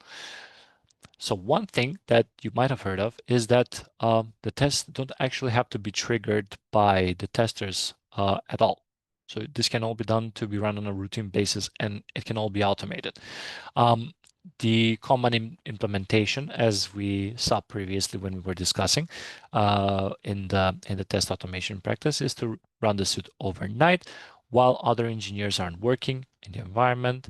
This also applies to when you run them on production. So also you don't want users to be active on the page while you are doing the test runs, because again, it could cause some damage to the environment and either not allow the developers to resume with their work, or just not allow the users to be able to reach the page at all. So that's why it is specified overnight. And again, you would work with different time zones. So you would usually just try to see which is the period where there's least activity on the page, as from the users as well as from the team itself. So executing them comes in this situation.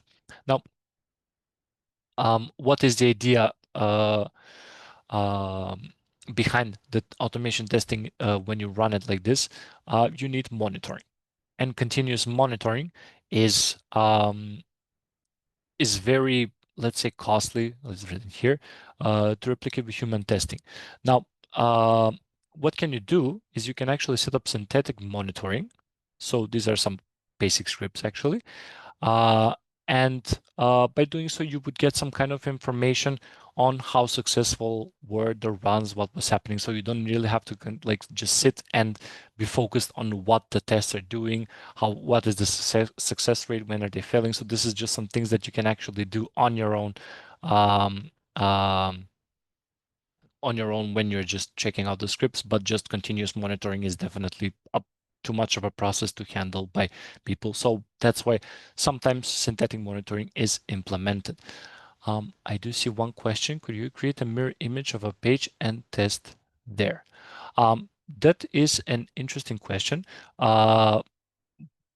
Susan, are you referring to kind of like create a separate page as develop another page and test it there, or clone it? Yeah. Okay. Yeah, and Seraphim, yes, as a Seraphim mentioned, yes, we usually when you test something, you have multiple environments. So you have dev, staging, and production. The dev and staging usually are replicas of what you have on the production. And there's usually a process where you update. So everything that's changed on production is also updated on stage and development. And you have this environment to play around. So yes, you can actually have them. All right, hopefully that answers the question. Now, moving forward, this bit here in the development lifecycle, I really want to highlight. What you can do with the automation scripts is build them into development repository and then use them in a CI/CD pipeline. So I'll try to keep this as brief as possible and as simple as possible. So what this means, CI/CD, continuous integration and development, you have your code and your scripts. So what happens when the developers make a change? So let's say they're working on a few components that they need to add for the next release. They push those changes to a code repository. So that's like imagine it like a folder, like a Google Drive for code. And when they do that change needs to appear on the page. So the components need to be updated. Now, when that happens, it sends a signal to this pipeline that needs to deploy the changes to the page. So that change goes to the pipeline. And what happens then is those changes are applied, but before they could be added to the page, they need to be tested. Now, why automation is good is instead of those changes being applied in the CI/CD pipeline, and then you just need to go and click manually, what happens is you have your scripts ready. So when it goes into the pipeline and into the, let's say, management software of the application, before it could deploy everything, it will fetch the code and then run the test to make sure that everything that was created, so all of the, let's say, component features like the coloring, the padding, let's say if it was a bigger list, the items, the bullet points, so everything related to the components, it will execute the tests for them. So it will do the change. And let's say there are some issues. If there are some issues, the build will crash. So the updates will not be made. And then you can check definitely with the development team if it was something related to the code, if it's maybe even sometimes something related to the tests as we saw before. So this process happens, and if everything is okay and the test all passed successfully, then everything can go on the page. So this is a very common way of working in software development teams, especially in Scrum, because you have a lot of iterations, and usually everything is automated at the end, so that after you have tested the components, you don't need to actually go do everything manually when they are deployed. You just essentially let the code be fetched from a repository. It is executed automatically and it checks if everything is passing. So this is more of a more technical, let me call it concept. I hope that you kind of get the idea for it for now. You don't need to stress too much about it at the current time, but it's definitely something that moving forward would be a big asset if you have at least an understanding of it as a beginner, because it is widely used and it's a big part of automation. So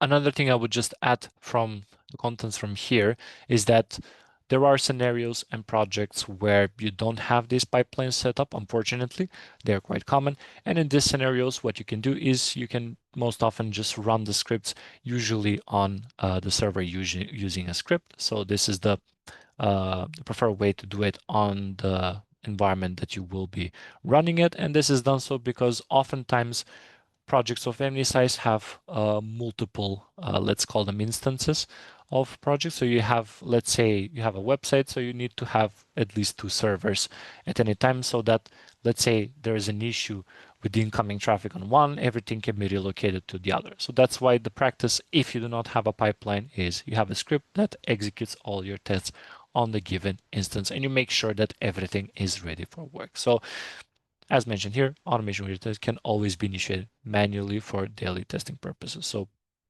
the tests themselves can be executed as so.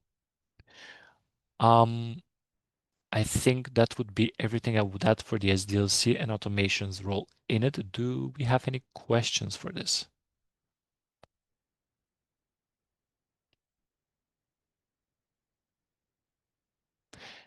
Yeah, Francesco, that's a great way to put it. Exactly. That is quite correct. And I would note again, this is the general approach for most projects. So right now, I don't believe it's highly important to master it at this point, but when we start to work with code, it would be good to have at least an understanding. So, okay. If there are no additional questions, I think that we can move on to this little exercise that we have here. So which types of tests can be included in the CI/CD pipeline? So we have multiple answers. Again, you can use the live chat to let me know which answers you believe are correct, which answer is correct, or it's single choice actually. So we'll give about 1 to 2 minutes to do this. So let's see. So far, I think you've done an exceptional job in going through these quizzes. So I have to point that out. Okay. We have an agreement again for a single answer. It's good to see. 5.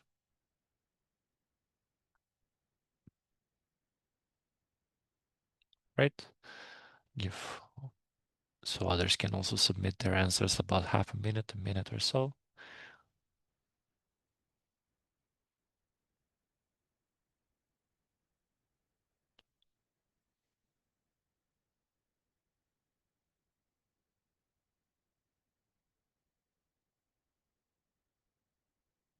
Okay. So I can see that all of you agree on the same answer, all of the above, and that is correct. So all automation tests or tests that can be automated can be added in a CI/CD pipeline. So integration, regression, unit tests, they have a purpose and they do check something related to the functionality that is already in the code developed by the devs. So obviously it would be ideal if they could be added into a CI/CD pipeline so that we can, again, reduce time, manual effort, and also make sure that the code that is being pushed is of the highest quality. So wonderful job and great answer for this one. Okay. Do you have any questions for this part? I just want to make sure one more time, or can we move to the conclusion? I see in a road, yeah, none of the above. Yeah. Technically speaking, yes, if we're looking at the order. Okay. All right. Then if there are no other questions, then I would just simply, let me just do a bit here to do that. Okay. We're gonna have now one knowledge check before we go into the mirror board that Jumana mentioned at the beginning. So we have 5 questions here. We're gonna go question by question. We're not gonna take too much time on these. And we're gonna do a little general knowledge check of everything that we've gone through today. So we're going to go question by question. Again, you can write your answers in the chat and we will explain each answer as we go along the way. So let's start with the first question. Which of the following would not be a type of test that can be automated? All right, that was a swift response. Okay, let's see. We have B and 4.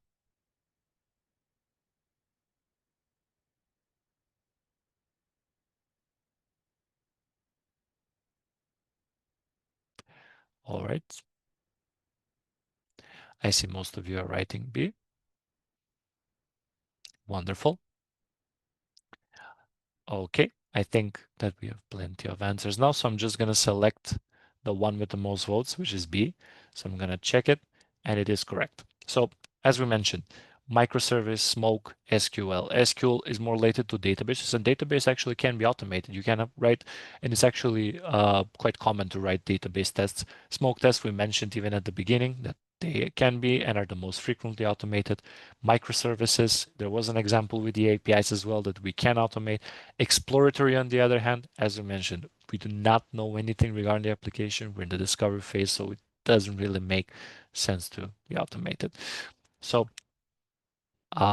good job to everybody. And keep in mind, even if it's not the correct answer, again, you have a train of thought, so keep at it. As long as you're trying to give yourself reason to choose an answer, it's not wrong. Going to the second question, which of the following is least likely to be a benefit of adding test automation? Let's see. All right, we already have answers coming in.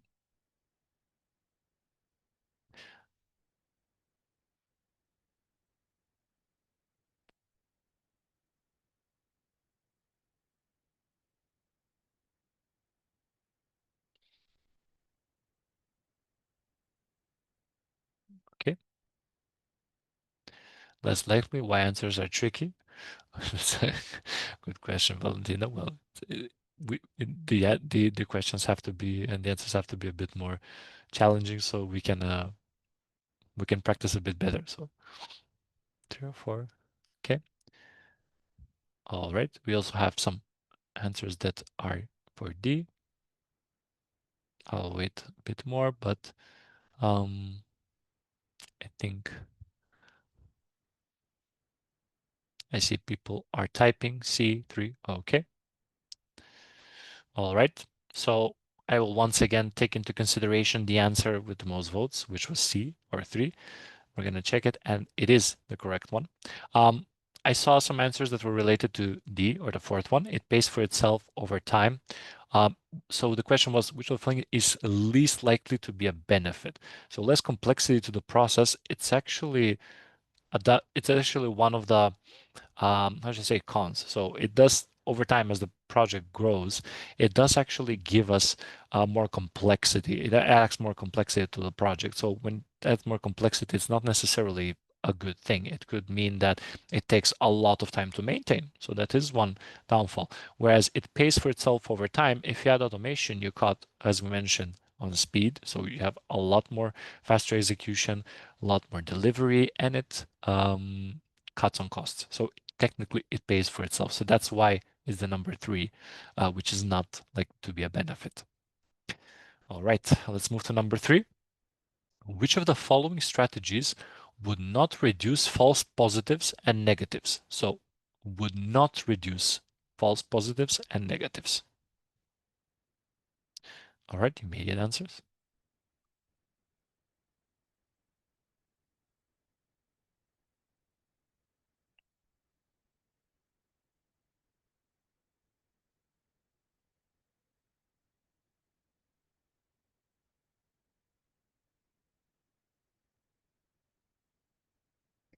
See 4 answers. I see more people typing in the chat, so we'll give it a bit more time. It's a bit more tricky when working with questions related to the false positives and negatives, but I think you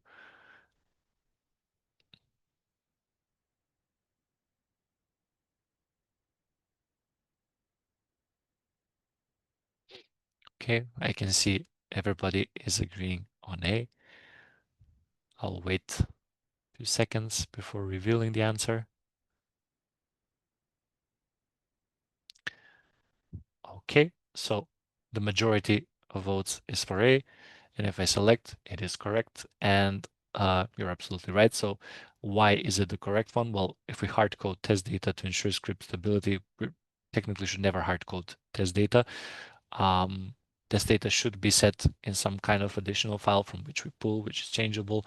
So this is definitely not something that would reduce false positives and negatives. As a matter of fact, it can even sometimes cause them, similar to what we had on one of our projects. So definitely, it's a good way of thinking. So great catch from everyone for this one. Moving on to question number 4. What is an advantage of synthetics monitoring that couldn't be achieved with local test automation scripts?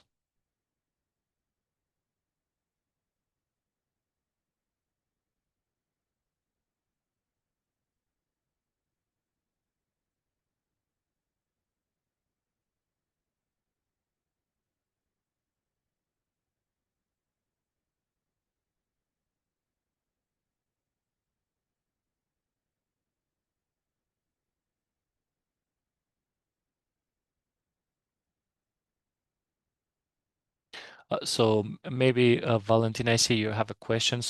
Um, I would ideally answer it because we have an answer within this question. So I would wait a bit if somebody else would like to give their answers, and I'll give a brief explanation for the synthetic monitoring bit. So do not answer the question before we reveal it.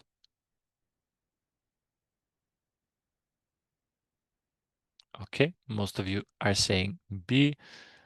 Currently, the situation is 1, 2, 3, 4. So B is the winner, and I would actually agree with you all. So synthetic monitoring, as I mentioned previously, we're talking about monitoring what is happening on with the application. So synthetic monitors alert if a certain regional data center is down and use those areas couldn't access the app. What is the idea? You have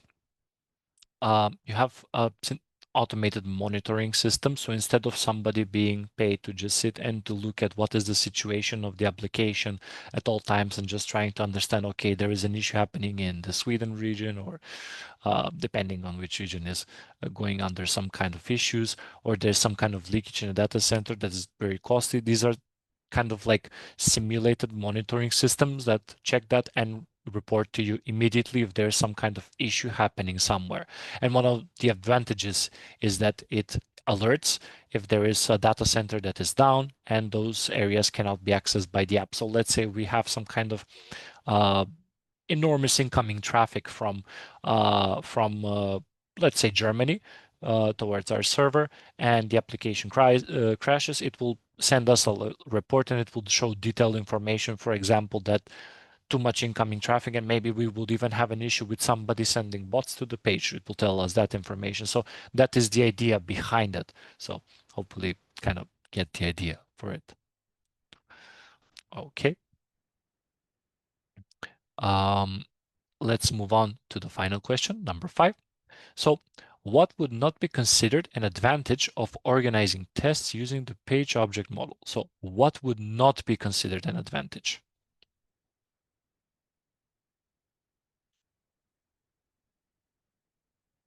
Okay, I see a lot of A's.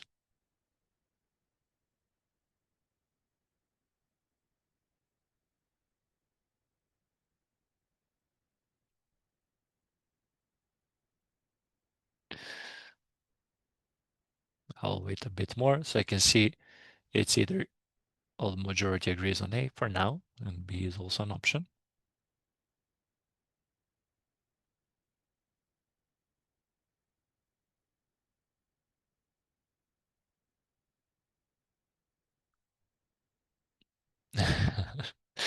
All right, I see another interesting meme sent from Jordan. Okay, so I see that most of you would agree that A is the correct answer. So I'm gonna try to check it now, and you would be correct. So um, uh, this was something that we tried to stress. It is not ideal to have everything in 1 or 2 files. So if you clump everything together in a single file and you write everything from page locators to page methods to steps to everything in just a single or 2 files even, you're essentially reducing the performance and effectiveness of the tests and the application itself at times when you run the tests. So definitely uh, don't try, we actually avoid this scenario, and we do not at any point think of it as any kind of advantage. So very well done. Also, some of you answered B. Test builds would compile faster if they only utilize relevant code. This is actually an advantage because you don't really go through everything within that framework. You're not actually executing every bit of code that is possible included within that framework. So the code that is actually needed for the execution is only run. And let's say you run a regression-based suit, you don't really run all of the tests that you have. You only run those that are labeled as regression, let's say. So it is a kind of advantage. That's why the first one, definitely the one that is more not suited to be called an advantage in this scenario. So I think that that will be all for this bit. And I will first move on to this conclusion before we move on to the Miro. Um, so what are the key takeaways that we can take from today's lecture here? Uh, I would highly put emphasis on what is automation testing. So as you mentioned, using scripts, utilizing automated test scripts to reduce time, manual effort, and to improve the overall quality of the application by also reducing the chance of having human error present. So it does make life easier. However, I would like to also put an emphasis on how important it is to understand when to automate and when not to automate. Yes, it is better if scenarios are automated, but not all scenarios can be automated and should be automated. We have a lot of factors to take into consideration, ranging from project structure and client requirements all the way to time constraints. So is something worth automating if it's urgent, if it needs to be done ASAP, checked ASAP, like we saw one of the scenarios. So having all of these things in mind when working with automation is very important. In addition to that, we went through some general types of automation testing, which I hope you have a better idea and understanding of right now as we explained them through the lecture. In addition to that, we saw that there are limitless possibilities of frameworks and tools that could be used to our advantage when using test automation, and which ones we use in the future are all dependent mainly on the project and what kind of software and what is being developed in, as well as um, sometimes even our preference, depending if the project is in the early phases. So